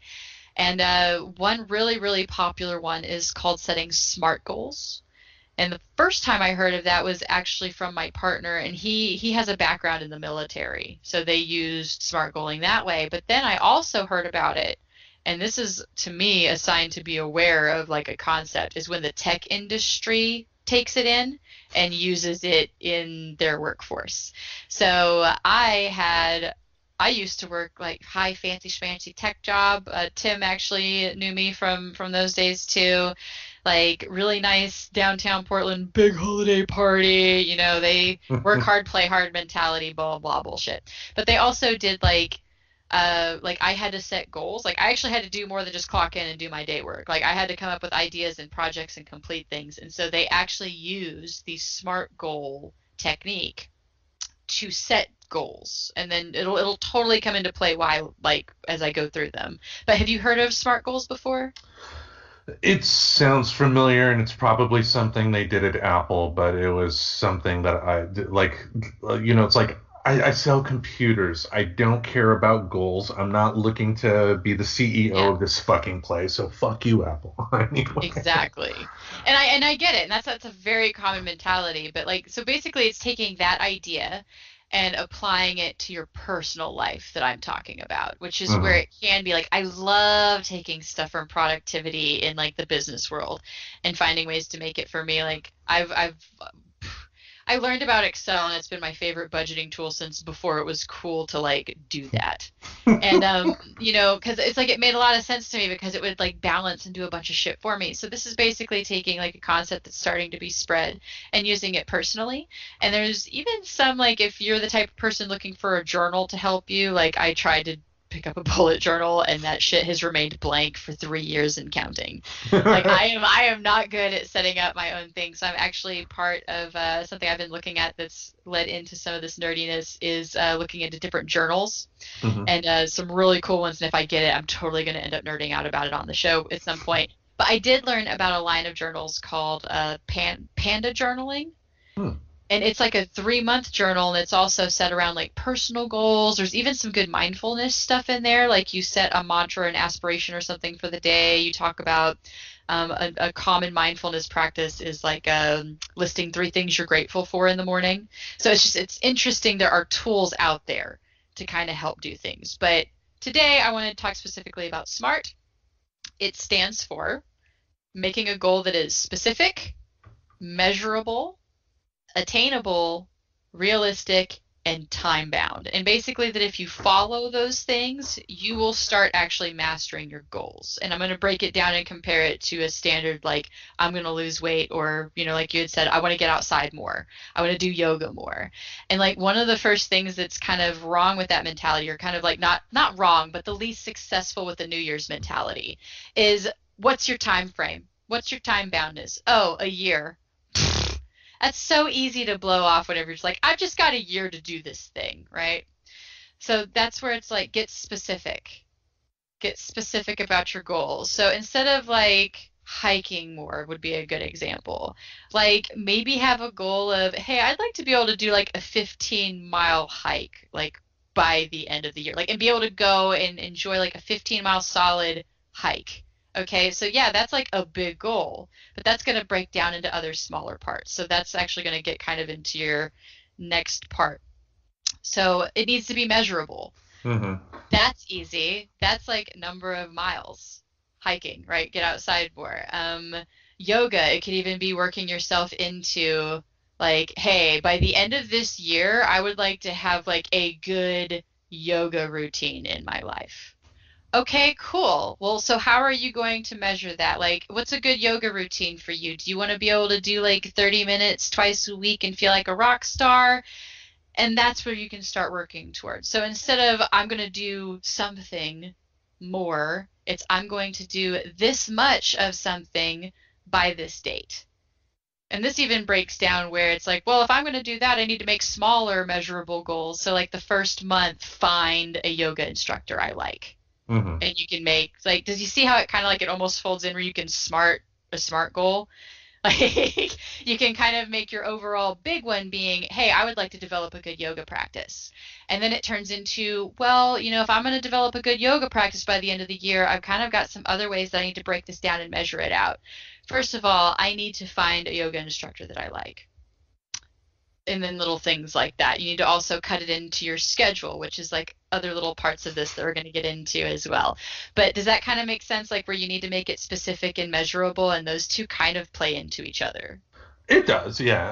I know for me, I think the big thing is, when it came to what I mentioned in my 2021 list about getting out more was just the act of simply getting out more. I mean, as you know, I'm more of a homebody person than anything else. So, for me, and this is great. Living with a professor, I have that impetus to be able to say, hey, let's get out, let's walk around the block a couple of times. A lot of times that's mostly what we do, but sometimes we travel to different parks and whatnot. Yeah. So for me, it's just more of seeing the light of day, breathing in the fresh air. Yeah, and see, and even your goal doesn't have to be something as massive as like I would like to do 15 miles. Like if you wanted to just break it down and not have to have like basically a set of sub goals, but that's again where you make that specific and measurable. Do you want a big goal where you're hiking like a bunch of miles by a certain time, or do you just want to set a goals like, you know what, I want to be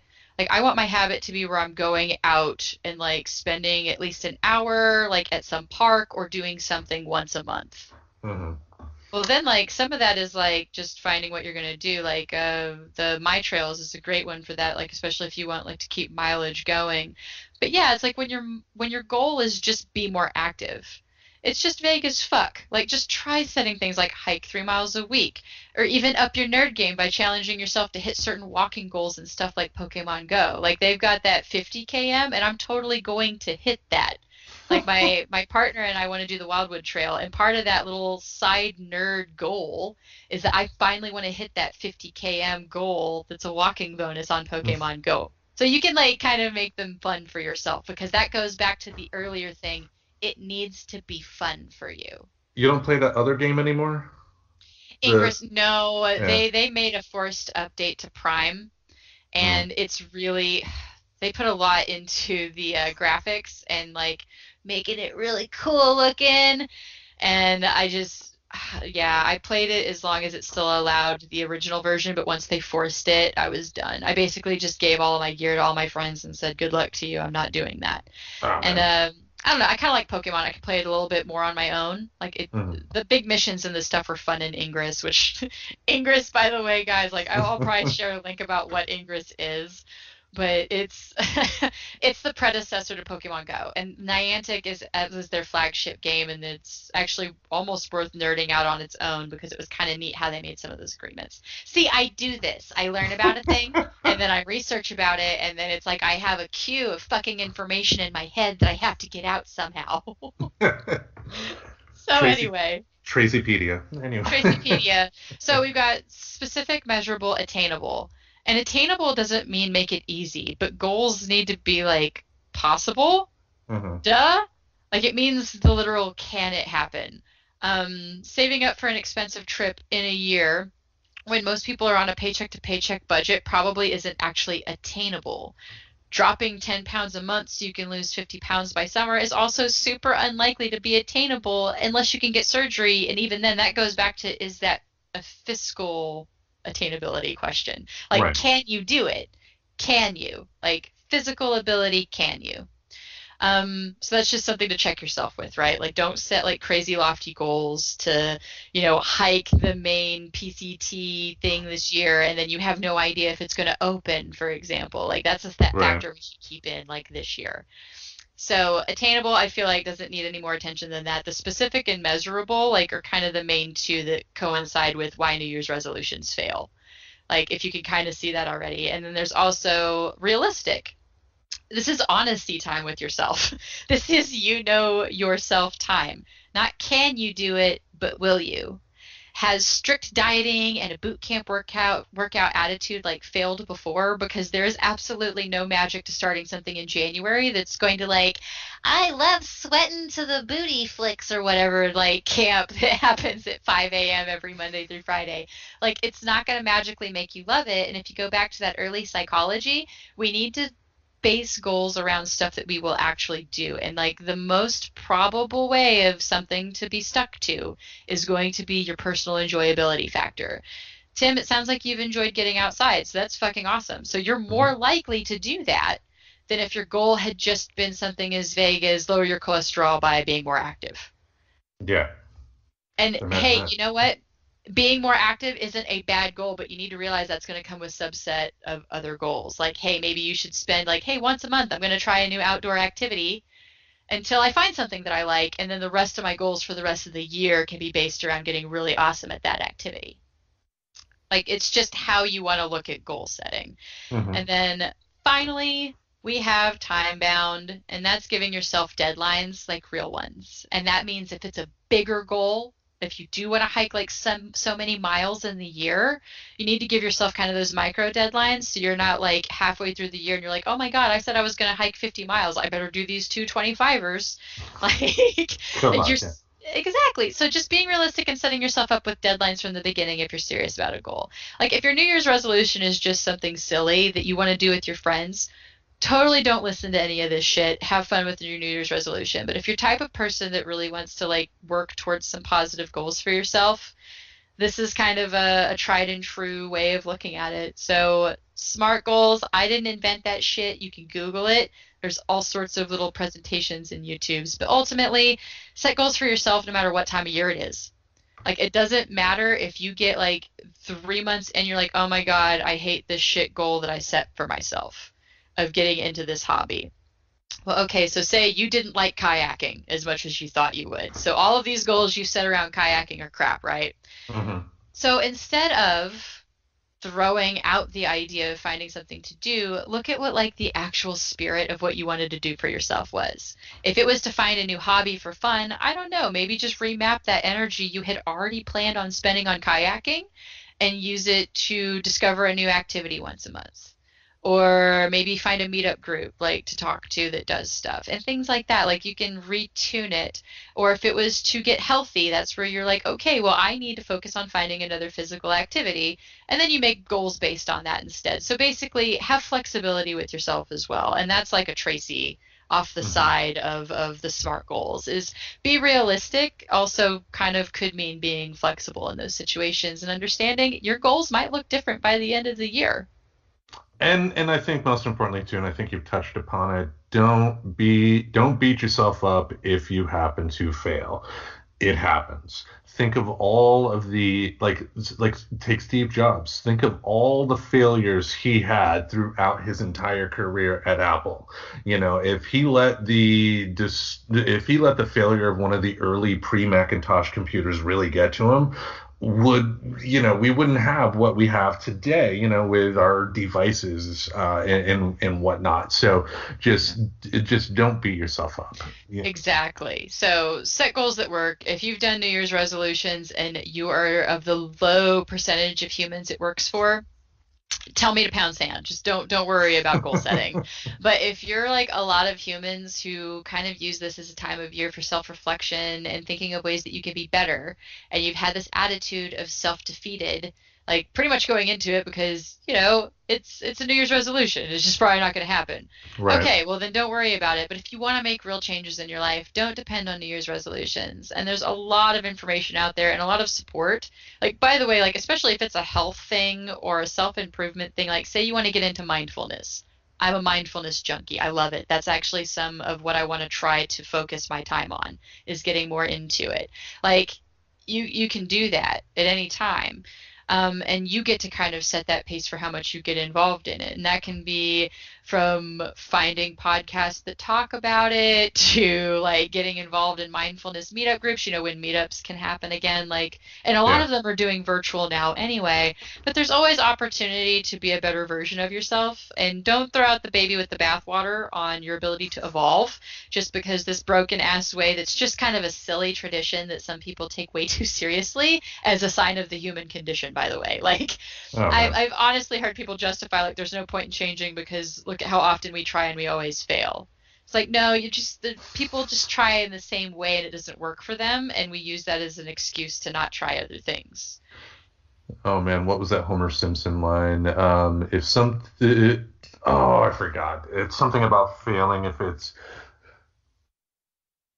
I'm gonna spend all day trying to remember it, and then after we're done recording, I'm gonna remember it. But anyway, Homer And then Simpson you'll has a quote for everything. and then you'll share it on Friends Talking Nerdy, and no one will have context until the episode comes out on Saturday. Yeah, yeah. Or like 6 months from now, it'll be like, remember that time? Anyway, Amber? remember. Any more thoughts on resolutions? No, that was really it. Just don't get down. If you set them for fun, just set them for fun. But if you want real goal setting and real changes in your life, like you totally are empowered to do that at any point. And there's support groups for different themes of it if you want support in that. Or you can just kind of sit down and set goals yourself in ways that kind of work and that science has tested for us. Nice. And we will support you all too. In Yes. fact, if you have any resolutions and you want to share them on our Facebook page. How about that? We'll when we release Yeah. the episode, we'll have that special out there, and then the next time we meet up to record, we can go over that if people leave any answers. So, Yeah, sounds good to me. all right, let's move on to what I've really wanted to talk about this week, and I know you've been wanting to talk about this week, and that is season 2 of The Mandalorian. Yay! Wow. Wow, yeah, what a fucking season. It was wonderful.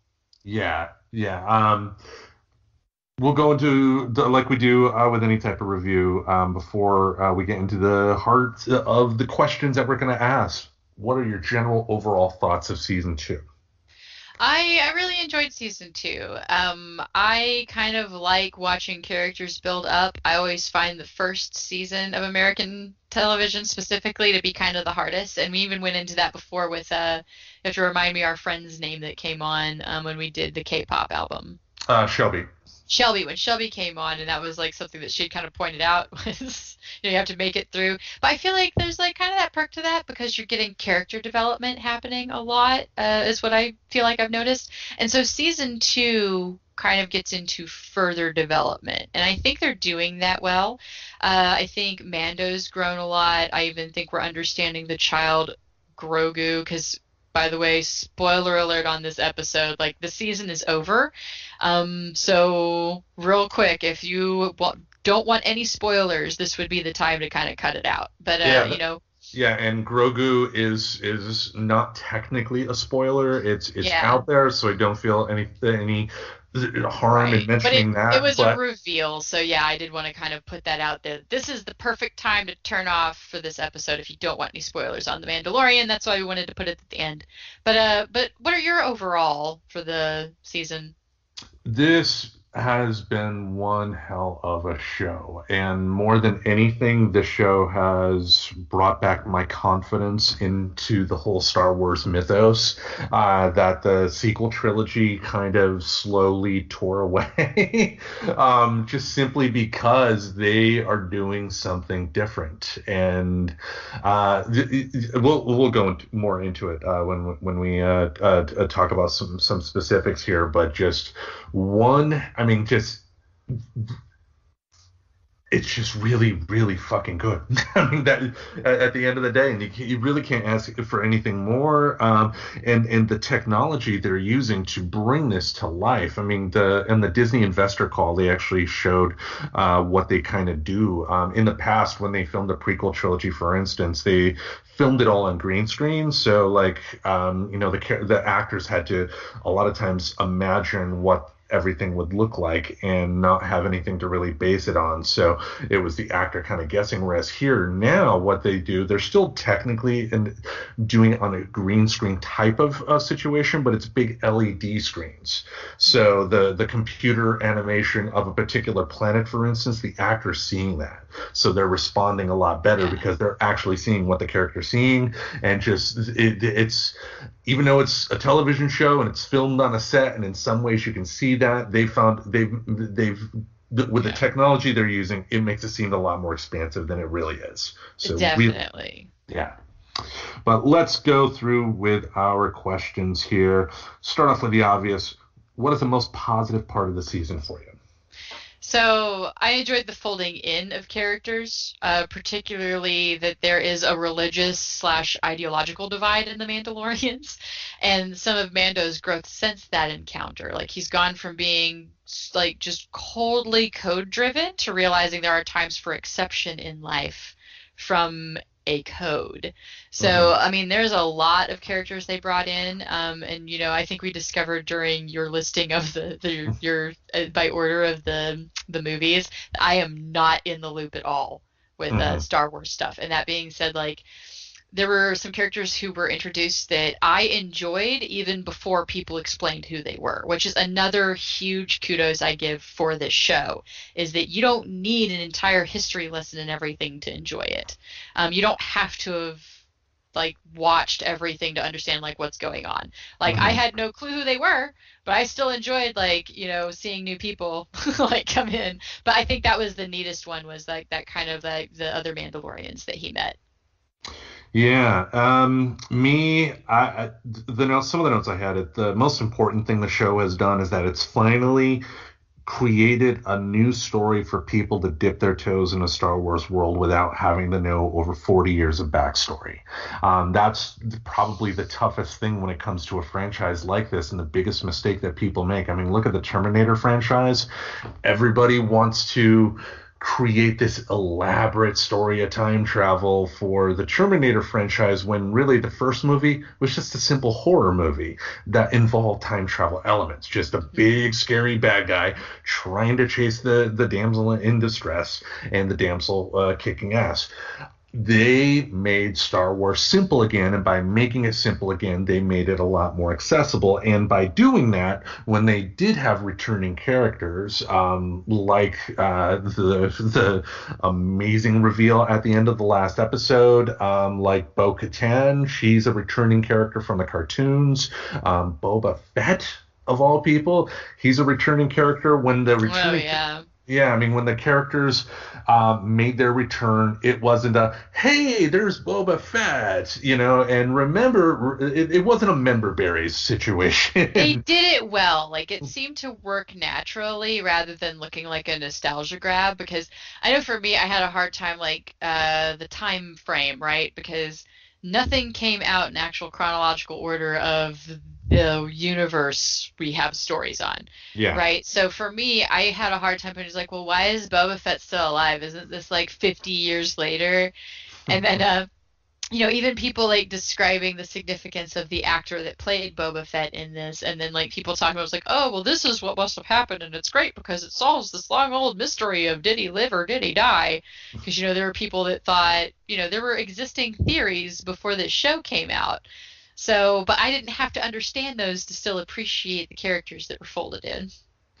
And I'm glad too that they brought him back. That actor Temuera Morrison played Jango Fett in Star Wars Episode 2, Attack of the Clones. Yeah. And in that story, we find out that he was cloned, and one of the clones was an unaltered clone that became Boba Fett. So it's great that they were able to bring in that character to kind of flesh them out a little more compared to what they were able to do in Attack of the Clones, the worst Star Wars movie around, no matter what my friend Eric says. And then some of the other actors they brought in too, like from the first episode, Timothy Oliphant. I can see him in anything. He's a great actor. Rosario Dawson, bringing her in as Ahsoka. That on top of the other news that Ahsoka is getting her own TV show. And with the Obi-Wan show, they're bringing back Hayden Christensen as Anakin, as Darth Vader at that point. It's like there's so much they can do now that they didn't have, but just so much positivity and again, just it I can't say enough for the work that Jon Favreau and Dave Filoni did, because Jon Favreau, we know his work from the Marvel Universe with Iron Man and whatnot. Dave Filoni, if you're not familiar with his name, he was the creative force behind the cartoon Star Wars, The Clone Wars, and was also the creative force on Rebels as well. So bringing in him from the cartoon side of things into the live action, like some of the characters, Bo-Katan and Ahsoka were characters that he created. So, having him have the ability to kind of see them in a live action setting is great to see as well. But just, wow, this is how you do television in modern society. This is amazing. Let's go on to the next one, though. What is the most negative part of the season? Did you have any negative parts?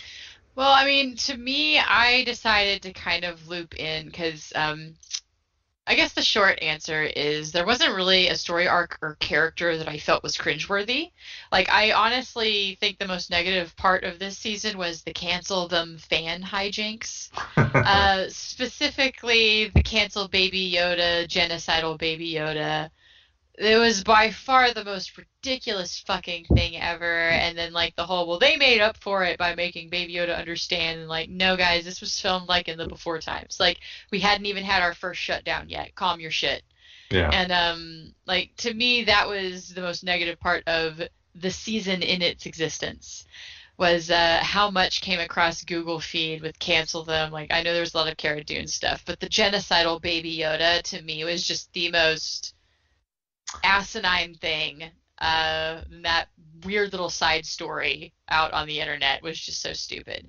But the characters were nailed. I loved all the weird little, like, people that they brought in, like we mentioned. The story arc. I even appreciated the dark humor. Like, I won't even say that the story arc with the frog lady was useless and all it did was create turmoil. Because, no, I liked it. I thought it was funny. It was Baby Yoda doing what Baby Yoda does. And I appreciate dark humor. So I don't even regret that part. Just the fan reaction was kind of a stupid bummer. If you can call it fan reaction. I mean, because I don't know people like that, if you can really count them as fans. And yeah, was utterly ridiculous, as well as, I mean, the Gina Carano thing is sort of in that category as well. Now, the fact that she's kind of fucking around with people makes it to where you don't want to defend her that much because she's bringing a lot of this on herself. But just like, what was she really doing that should cause her to like lose her job and never work again just because people disagree with something she says? And even some of the other stuff with that Pascal, the guy that plays Mando, like, people are like, oh, he finally takes a side. And then you go and you read it, and all he's saying is, like, it's a blanket, like, congratulations to a fellow cast member type feel. Like, I got nothing from that said he was taking a stance. Like, just, yeah. So that whole situation, too, is just stupid. But I can kind of get it because those are real humans making real human actions outside of the show. But to seriously try to boycott over a character doing a thing that character would totally do in that situation, from how we've seen him so far, was what made it just so beyond your normal cancellation and boycott shit. Like really? Yeah, as Carbon would say, you need to get the sand out of your vagina. For me, I would say the negative aspect seemed like between episodes 2 to 4, there was just like a little aimlessness happening. shows that kind of follow, because Joss Whedon, when he created Buffy the Vampire Slayer, that show was influential for TV producers because in how we do TV today, that kind of set the template for a way to kind of keep the audience engaged for the entire season, because that was one of the first major shows that had a overarching season-long storyline to follow, but not every episode was necessarily about that. And in this episode, it seemed like there were times where Mando would be sent off on a mission just because if we send him off on a mission, then we can have enough time to put him in a spot to where he can, search for Baby Yoda's, people and whatnot. It's some of the situations about halfway through the season just felt a little contrived. It's like they just purposely wanted to give him something else to do so he can ignore the main tasks in order to have X amount of episodes that they needed for the season. That is the most minor of nitpicks, to be clear. But I do think it does suffer from some of that. I mean, I think of like the episode in the cave with the spider eggs and whatnot. Was that episode at the end of the day really needed? Probably not. Probably not, because that's the frog lady stuff too. So that's that same episode, and it was just like, well, like, and for me, I was more disappointed in the other side of it than like, okay, well, some episodes are just gonna be doing shit. But yeah, I totally see the point on that though. Like, there seemed to be like kind of a side mission theme there for a bit, and some drama with his ship. Yeah. But and then some of it kind of started to make sense again. But I can see that, like, there's being a few episodes there.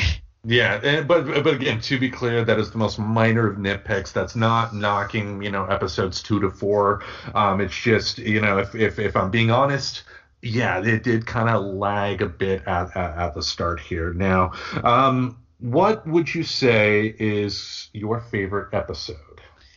So, yeah, I think they knocked the wrap on this one out of the damn park. Chapter 16, The Rescue. Basically, it's that the 1-2 hit, right? They have, because we've already given our little spoilers thing, so I could talk as much as I want on this one. They ended it on a really good note. You can't beat a good Mark Hamill cameo, even though the kind of obvious CGI'd face made it a little awkward, because, they were cutting away from it to try to not like focus on the fact that it was a CGI face, because we haven't nailed that technology yet, but we've gotten really good.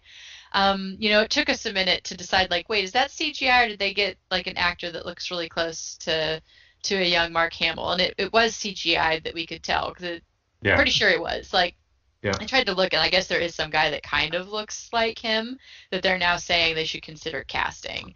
Because honestly, I thought that was kind of a bittersweet moment. Like, it's really cool that they showed this technology, but at the same time, like, can we not let this be an opportunity for another actor to come in and make that character like alive, and especially if we're going to be around. And then there's also the teaser for the Book of Boba Fett. And I am excited about that. That was awesome. I love the lead up to it. And again, I don't know a lot about Boba Fett's full story or any of the side universe stuff that exists, but I was even excited about that. Because I honestly don't know what the Mandalorian is going to look like after this, because it seems like Grogu and Luke are going to go off and be training. So I'm actually a little bit concerned about the success of this show if Grogu's not going to be a regular part anymore. Well, you got to keep in mind they have a little bit of an open-ended question because of that Darksaber situation. So we're going to see Bo-Katan back, played by Katie Sackhoff, who made her name in Battlestar Galactica, the reboot from about a decade ago. So there's going to be some conflict between her and Mando in that season. For my favorite episode, it's going to boil down to the season finale as well, because when I watched it just as soon as it came out at midnight. The professor was sleeping, but I was watching on the TV in the bedroom, and the scene where the X-Wing comes into play, I didn't think anything was happening at first, and then the Gina Carano character was like, an X-Wing, great. And I'm like, wait a minute. And then you see the whole security footage and everything, and I started hyperventilating, like, they're not going to do that. Oh my God. And then and then you see the hand, like, you can see the green lightsaber, you can see the gloved hand. Like, I had put it as, like, again, not very well versed in it, and I'm like, Yeah, because Luke had his hand cut off, right? So didn't he wear the black glove? And I'm sure my partner was like, "Yes, baby, shh, just watch. You Yeah. got it. It's the guy that you think it is. Just shut up and watch the rest." No, he's not like that at all. But like, I know I was out. Like, I feel like I was very verbal about putting together that I was seeing Luke Skywalker, and so I imagine that happened in like a lot of homes. So Yeah. Oh man. The tears were going down my face. I absolutely loved it, but just again, it was the perfect way to use him. It wasn't it wasn't, hey, remember when he was in this movie? It's just like it felt like an organic part of the story, and I absolutely loved it. Another close second would be the first episode of the season. I loved the sheriff character played by Timothy Oliphant, the guy who had Boba Fett's armor. that was Um, yeah, and the battle with the Krayt dragon. Now the dragon, the beast that they kill. The thing to keep in mind for that is that in the first Star Wars movie, Episode 4 in '77, when Luke is attacked by the Sand People and he's unconscious, and then Obi-Wan first, scares away the Sand People. The noise he is making is the noise of a Krayt dragon. okay. So that was interesting that they did that. Plus, with the Sand People, I actually like that subplot of kind of giving them some humanity, making you care for them. Because up until that point, I can't think of a time in Star Wars history where Sand People were treated other than just the goons that will try and hurt you. And Yeah. we learned a little bit more about their history, and they actually had one of the Sand People actors in that show was versed in sign language. I think they're deaf, and they actually introduced that for the Sand People to use sign language in that show. So that was good. But just wow, I after the last episode, I ended up waking Aubrey up just to watch that episode. It's like, oh my god, it's Luke! You gotta watch Luke! Oh my god, it was great. Yeah, and then to your point about the first episode, that was like also they hid a little Easter egg type hint in that episode. At the very end, when the dragon's defeated, the Sand People find a dragon pearl, and you can just barely catch them celebrating it in the background. Like they lift up this glowing orb. Like it's Mm-hmm. not a main thing they focus on. The camera pans past it. And I guess that was an implication. We looked it up, and I think that has to do with making lightsabers or making something. Hmm. But that Krayt dragon egg like has very much to do with the creation of something. So it's implied that that's going to come up possibly in the next season, if not later. Okay. So one of the first things I was like, that seems like a thing, and I think I should look it up. And then it was just a long time ago, so I don't recall exactly what it was. But I was like, hey, yeah, see, that's like understanding of the universe. But I wouldn't have known. Like if I hadn't noticed it, I wouldn't have cared. But like those little Easter eggs hidden for the fans is kind of neat. Well, now you can be like, I know a thing. I know a thing. Finger guns and everything. Finger guns. Yeah. All right. What would you say is your least favorite episode? I mean, you've kind of won me over on the point of the Frog Lady episodes Yeah. because it really does kind of go to like, what did it serve other than this stupid outside of the filming drama? But it's not like they did that on purpose. And I do realize that there are boring parts of the journey too, and some of it is taking side gigs to fix your ship so that you can do the long haul journey. And I think that was the point of some of those lag episodes. I kind of wish they had made that a little bit more clear than feeling like it was a waste of time. But other than that, like I don't really feel like there was an episode that ended that I honestly felt was an entire waste of time because they at least make them good and entertaining, even if it's not moving forward with the bigger picture story that's going on. Yeah, and I'm kind of in the same boat. I mean, the episode I listed was Chapter 10, The Passenger. I believe that's the second one of the season, the one in the cave. Is it my least favorite? Yes, but that doesn't mean I hate it. A TV show is going to be like an album, and there are going to be peaks and valleys. On an album, you're not going to like every song. Every song cannot be the big, massive epic you want it to be. It needs to take you to places. Sometimes that's, that's a high emotion. Sometimes it's getting you to that next spot so you can feel the next high emotion, but everything can't be high emotion because once everything is high emotion, it becomes no emotion at that point. You're not feeling anything because they're throwing everything at you. But, for me, I'd have to say The Passenger, but I want to make it clear that doesn't mean I think it's bad. It's still a great Right. episode, but, thinking objectively, compared to the rest, yeah, it's probably the weakest of the bunch. Yes. All right, finally, and I think we know what we're going to answer in this one. Would you recommend this show?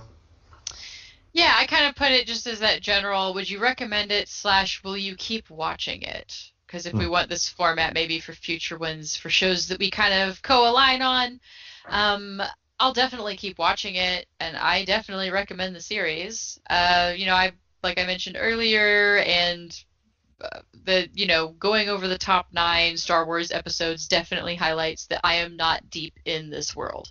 But that being said, I think it's amazing that they created a show that is still enjoyable for people like me. Those of us that are just uncultured in the ways of Star Wars. And like You how uncivilized swine, I'm an uncivilized swine, and I cannot possibly actually be a nerd, having not imbibed in all of the Star Wars. But so anyway, it actually honestly bugs me because I will see people, because now that The Mandalorian has had a second successful season and there's all of this buzz because of the Book of Boba Fett and bringing in Luke Skywalker, it's now getting a little bit more on the normal conversation realm of people going, well, if I haven't been watching it, should I? And so people ask on their Facebook, should I watch it? And what do I need to watch to get caught up? And I see, oh, well, you need to at least watch episodes 1, 2, 5, 8, and 32. No, no, no, no, not necessary at all. And I think that's why that bothers me, is when you give people a bunch of homework to a show, they're less likely to enjoy it. And it's so not necessary. And hey, you know what? If you want to, just go watch them. Like, if this gets you into it, do it. It's a different style, though. It's kind of like just because you liked Clerks the movie doesn't mean you're gonna like Clerks the cartoon show that they did. Like, you might not care for the other movies, and you might really love Mandalorian.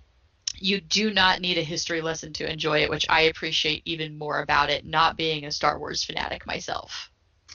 Yeah, and that's kind of where I'm at here. I mean, this is what I recommend it wholeheartedly. This is the perfect entry point to Star Wars for people. I wish more people in Hollywood would take note as to what The Mandalorian has done. I mean, similar to comic books, one of the common misconceptions that people have with comic books is that, because someone like Spider-Man has been around for so long, how am I going to know absolutely everything? The trick is you don't. For the casual audience, all you need is a good story. And what this did, and one thing I forgot to mention too, is that one thing I love about what The Mandalorian has done is that this is just a Western. It's great that it's a Western, and yet it fits perfectly in a Star Wars world. But it's by creating a wholly new story, they've created the perfect entry point for new Star Wars fans. Because you mentioned it yourself. When someone like Boba Fett shows up, why is he important? Oh, he's in this movie. Let me go watch this. That's great to know. Why is this person important? Oh, great, she's in that movie. But you don't need to know any sort of history whatsoever about these Mm, characters to know their yeah. importance. One more thing about Boba Fett. The Book of Boba Fett is actually going to be produced by one of my all-time favorite directors, Robert Rodriguez, who did the mariachi trilogy of El Mariachi, Desperado, Once Upon a Time in Mexico, did the Oh. Spy Kids movies, which if you haven't shown those to your kids yet, show them Spy Kids 1, 2, and 3. They're going to love them. Also did Sin City. It's going to be one hell of a show, but would I recommend it wholeheartedly? This, if you have not watched Star Wars before, or just feel, to what Tracy mentioned, feel you have to know 40 years worth of history to enjoy it, you don't have to do that with this show. Just put it on, enjoy it, and let it entice you to learn more about the Star Wars lore, if you so choose. If you do not, Yeah. and you just enjoy The Mandalorian, you're going to enjoy one hell of a great show. Yep, and Jon Favreau, like with this, has made me a total believer in his ability to produce and create like an immersive show that you can enjoy even if you don't fully understand all of the background. Because that's something like it's hard. Like if you think of shows that have had like this already pre-existing like intense level of universe, they're not always successful about bringing you into the loop. Like look at Doctor Who starting back up. There were a lot of people with a lot of questions when that shit rebooted, but So it's really kind of an art form in and of itself. And if he took on any other projects of trying to make a show or an offshoot, like a new storyline off of an already existing thing, like, oh my God, I would love it if he took on any of Terry Pratchett's Discworld, because I think he would actually have that talent of making it make sense without having to read all of the books, because it's such an intense universe. But yeah, like I think that would take a very, very select set of skills, and I think he showed us with The Mandalorian that he's got it. He's totally got what it takes to make an enjoyable show out of a Yeah. complex universe. And one more thing I forgot to mention, I was going to bring this up in the first one. Bill Burr. Did we Yes, think he was going to be one? I didn't think I I would ever love see Bill it. Burr. Like I fucking love Bill Burr, and I love because he does F is for Family too, so he's been doing that. That's his show as well, in the Mhm. background of also like being in this, which I thought was super cool. But Um, that dramatic scene in the cafeteria, just mhm. like Bill Burr is going to get some jobs based on that scene Yes, alone. I mean, that blew my mind at how good he was. it surprised me seeing him almost tiptoe into what I would consider a more dramatic character. Hmm. Like he's not even just the like yeah, he had depth in that episode that he didn't have in the other episode he was in. I'd have to say I did enjoy him. I loved seeing him. And then something about the way he came back, like it goes into that season two, getting to kind of cover more growth of characters and more in depth of how they tick. And Hmm. so we got to even kind of see this one character that showed up for this one job get to grow in a way and move forward. So that's going to be kind of interesting because it's even implied that he might come back, and I sure as shit hope he does because I think that would be an interesting character to add to the universe. I hope so too, and I like that, that scene, and also they touched upon it on the last episode as well, kind of talking about. I loved hearing the Empire's view of what the rebellion was like, calling the rebellion terrorist Oh and whatnot, yeah. kind of getting in that whole mindset, because it that kind of does touch upon what we're experiencing today, how two groups of people can look at one thing and come up with two totally different sets of answers, and that's something that I think we need to dig more into, especially with what we're dealing with in the real world here. So I can't wait for them to do that more in season 3. Yeah, I'm super curious to see what they do with season three. Like I said, I only have that slight concern depending on how involved or uninvolved Grogu is. I don't want the success of the show to hinge on that, but I could see it. Well, keep in mind though, the new Star Wars shows that they've announced, Rangers of the Republic, I believe is one name, but I'm not 100% sure on that. The Obi-Wan, the Ahsoka show, and the Book of Boba Fett. Think of it like what Marvel did with their movies leading up to the Avengers. Hmm. All of those shows are going to lead up to one super Star Wars TV show with everybody together. And one thing that they brought up that you were not aware of, but hardcore Star Wars fans are, one character that Ahsoka mentioned on the show, Thrawn, Grand Admiral Thrawn, who was a big character in the books. One of the first expanded universe books that came out was a trilogy of books by Timothy Zahn, and the main bad guy was Grand Admiral Thrawn. And just, it's a character that Star Wars fans have loved for a long time. You saw him in the Star Wars Rebel cartoon, but they brought up his name on The Mandalorian season 2. I have a feeling he's going to be the big bad guy for all of the Star Wars TV shows going forward, and that is going to kick some major ass. So Grand Admiral Thrawn, you don't know who he is right now, but once you know who he is, you're gonna go nuts, because once he gets involved, it's going to get so much more insane. Yeah, I mean, like I said, I'm excited to see what they're gonna do. I hope they don't accidentally do too much war garble, like do too many things at once for people to feel a pressure to keep up with. Yeah. Because A, not all of us spend all day watching TV. And I'm not saying that to knock on anybody. That's just like, that's my mentality. I used to be that kind of person. I physically, like, my mentality, my mental health depends on me not being that. So Right. I hope it doesn't get to the point where it then becomes that, oh, well, if you didn't see this episode of this other season that's also going alongside of this, then you're not going to understand this other thing that's really going on in the background.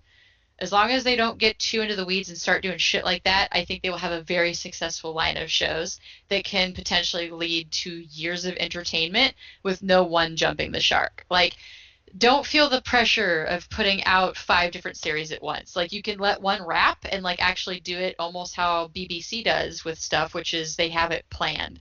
Like, they will have a certain number of series before they conclude, and then you can move on to the next thing. Like, versus let's not have 10 different shows out at once. Yeah, because especially because it's on a streaming service, people aren't necessarily going to forget about it, so you don't need to release The Mandalorian season 3 and the Book of Boba Fett at the same time. Right. Have one, let it do its run, and that's going to be on the service when the Book of Boba Fett comes out. And then, if there's something that kind of piques your curiosity about a connection between the two shows, then you can go back there. But yeah, I mean, I don't want all 5 shows out at once, and I don't think they're going to do that. I mean, I think they're going to be smart about this. Yeah, I'm hoping that, yeah, hopefully. But I know like a lot of industry has been hurting, so I could see the temptation of flooding the market with you need to pay for it content, to try to make some catch up. I just hope they don't, because I know that's personally where me and anybody else like me out there kind of starts to lose interest and will just kind of get frustrated with the not feeling like I know what's going on and just stop watching. Yeah. They've been so successful at this. I'd hate to see it ruined by essentially what could be motivated by a cash grab versus actual quality of release.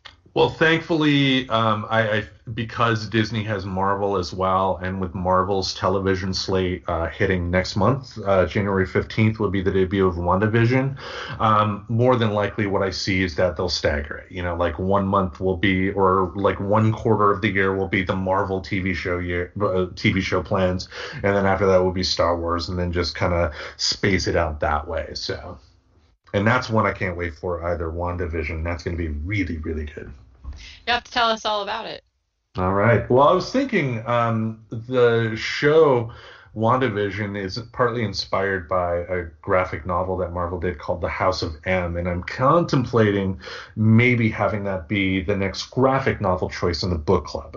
For the next month's, for January's book club selection, it will be the book Daisy Jones and the Six, which so far is a really great book, that kind of detailing the history of a fictional rock band based out of LA in the 70s. Really good. But when we do in February, another graphic novel, I'm thinking maybe House of M, but I got a couple other things I can do as well, because I could, we could talk about Watchmen, that may be something to dive into, but we'll see what happens. But Or hey, there's also the Umbrella Academy, because they turned around and made a really great show, but that's also a graphic novel. And hey, if I smart goal and get my book done, maybe I can pitch in doing Hilda, because Hilda, which is one of my favorite cartoon series, which just released its season 2, and I'm almost done with it. It's so good.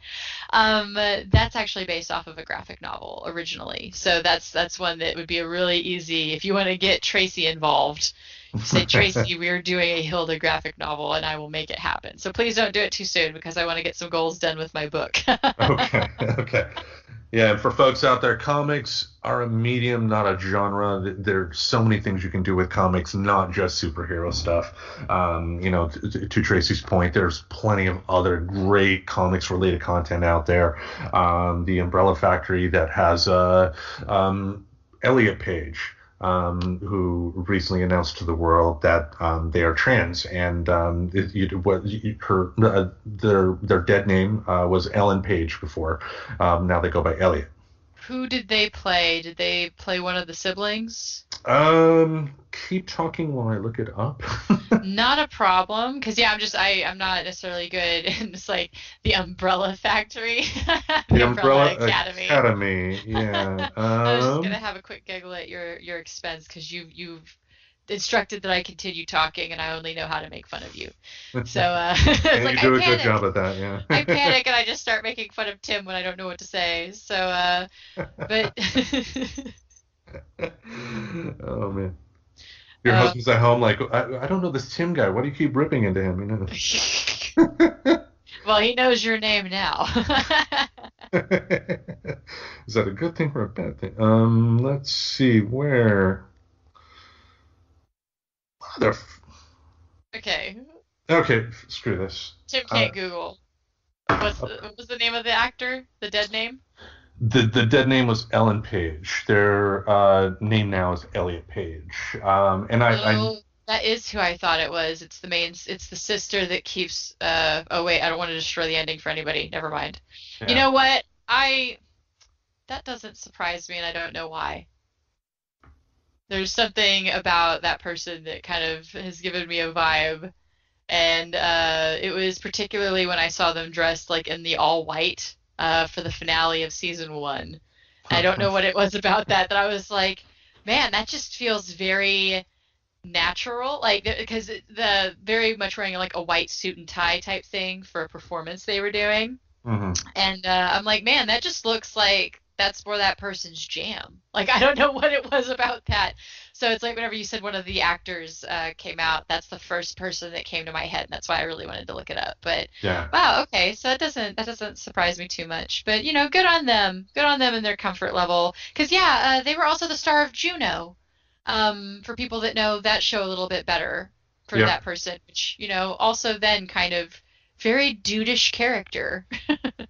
Well, it was good too because I guess apparently him coming out like he did like that was really kind of the comfort that some people needed, and I think that's why when you do, it's important to hear the stories of celebrities, kind of talking about this, because the more a celebrity talks about this, the more it becomes comfortable for the average person to talk Yeah. about it, which it shouldn't be that way, but it is.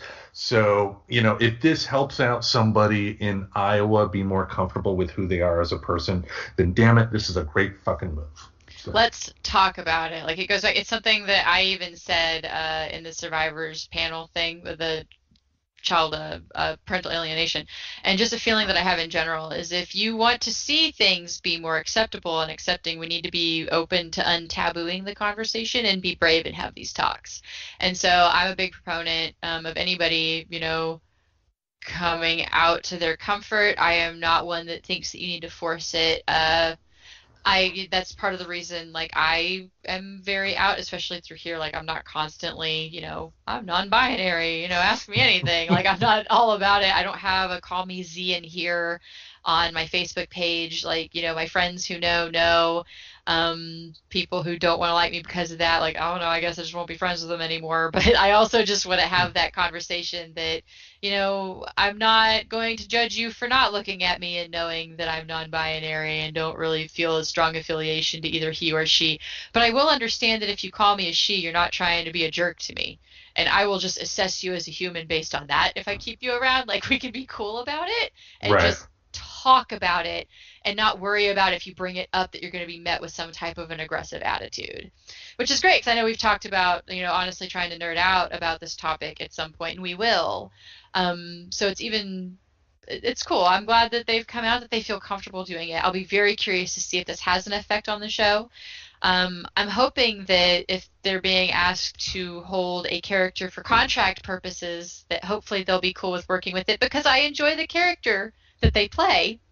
Yeah, And I mean, if from they what if they find a way to move it, I guess. But I just hope it doesn't like don't make me play a female character anymore. And I'm like, but like I don't know, like I can play a male in my head just as easily as I can like because it's the play, it's part of the acting part of it. It's the point is you're not fully you.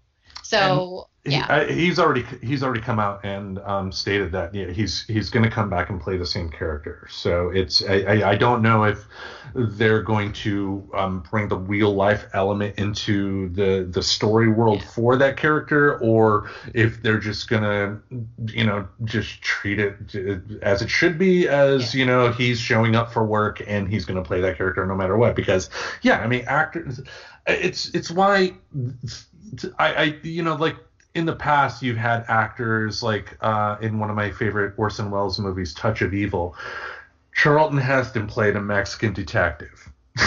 Charlton Heston, and he didn't give any sort of effort into getting a Spanish accent or anything like that. He just, in a black and white movie, had darker makeup. But I kind of like when actors do that, though. I don't think Yeah. it's necessarily a bad thing, you know. I mean, because if that were the case, you know, Tropic Thunder there would have been riots in the streets because of Robert Downey Jr. in Tropic Thunder. You Oh know, God, which was great. I did kind of, but they also addressed that elephant in the room. I think yeah. another good example is I just finished watching Baskets. Louis Anderson is not playing a man cross-dressing as a woman. He is playing a female character, and to my knowledge, feel free to correct me, fairly certain he's not transgender. Pretty sure he's a dude who was like, yes, I will play this female character.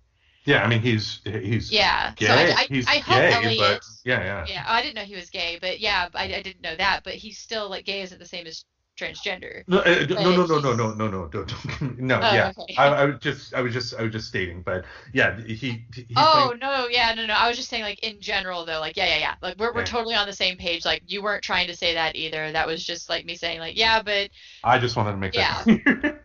Q shouldn't get to play Q because those are not all the same thing. Like if you're trying to go, it should be you should cast an actual so and so, you know? Like Because we're not interchangeable. you can bring something different. Like take a look Yeah, at the movie The Color Purple, directed by Steven Spielberg. In today's environment, you probably would have people say that movie should have been directed by an African American because they're going to be closer to that project. They're going to be able to bring more to it, and they definitely have a point. But look what Steven Spielberg was able to bring to that as well. yeah, I don't think people should be people shouldn't be so rigid with roles that they should say that you cannot do this because only a woman can do this, only a man right. can do this, only a white person can do this, only a minority can do this. In theory, it should be the best person for that role. Now, there's always the conversation of, you know, the other things. It's a lot more complicated than just simply best person for the role. I Right. get that, blah, blah, blah. But anyway, before we go on another tangent. But yeah, super proud. I hope he doesn't catch any shit for being willing to play a prior role. You know, I could see that like how trans can you be if you're still willing to blank? And like, well, I just hope that doesn't become a thing. And I'm happy to hear that the character. It sounds like they're gonna try to keep it separate. I mean, I'm not gonna like turn off the show if they decide to like work that in. That character is just already so complicated. I can't see her changing again. Like I don't know how much of Umbrella Academy you've watched, but she's already kind of a very complex character. So I could see an interest in not adding more complexity to her. And sometimes they shouldn't have to. I mean, especially for a comic book story like that, you know. I mean, just let the story tell itself, you know. Yeah. But anyway, that wraps us up for another week. All right. Yay, we done it. We did it. We did it. So thank you all for listening. Thank you for joining once again. This was the week I thought that I was going to be recording with the professor, but we were able to get a recording in this week. So next week we will not have you on the show, but the week That after is that. correct.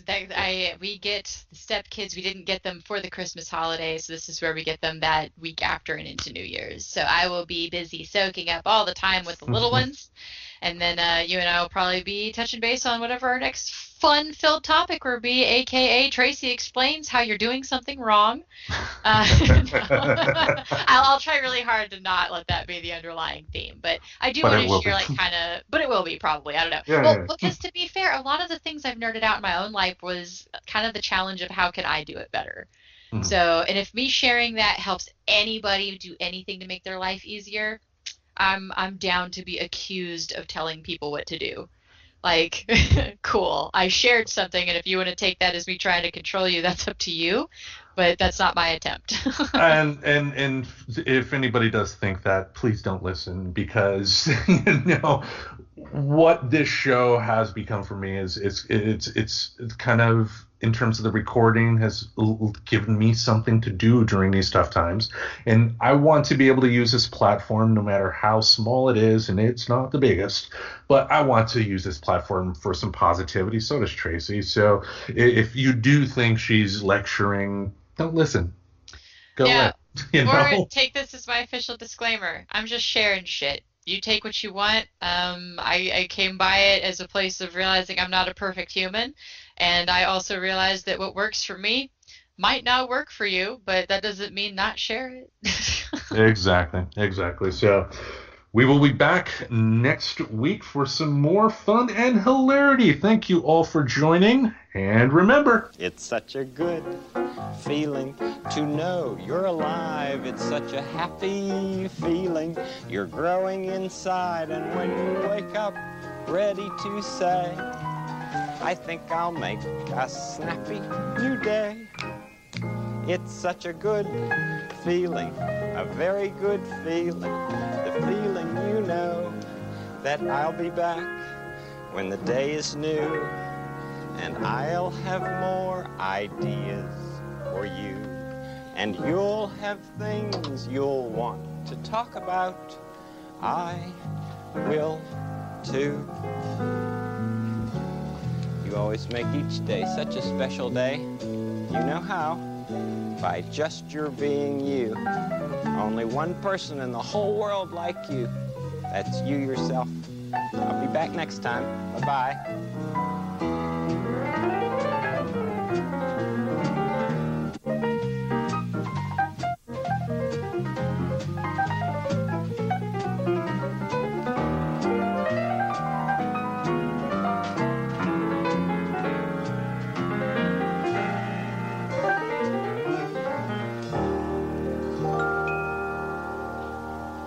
Subscribe to Friends Talking Nerdy on iTunes, the Google Play Music Store, as well as Spotify. Remember to support Friends Talking Nerdy on Patreon. Goodbye, darling.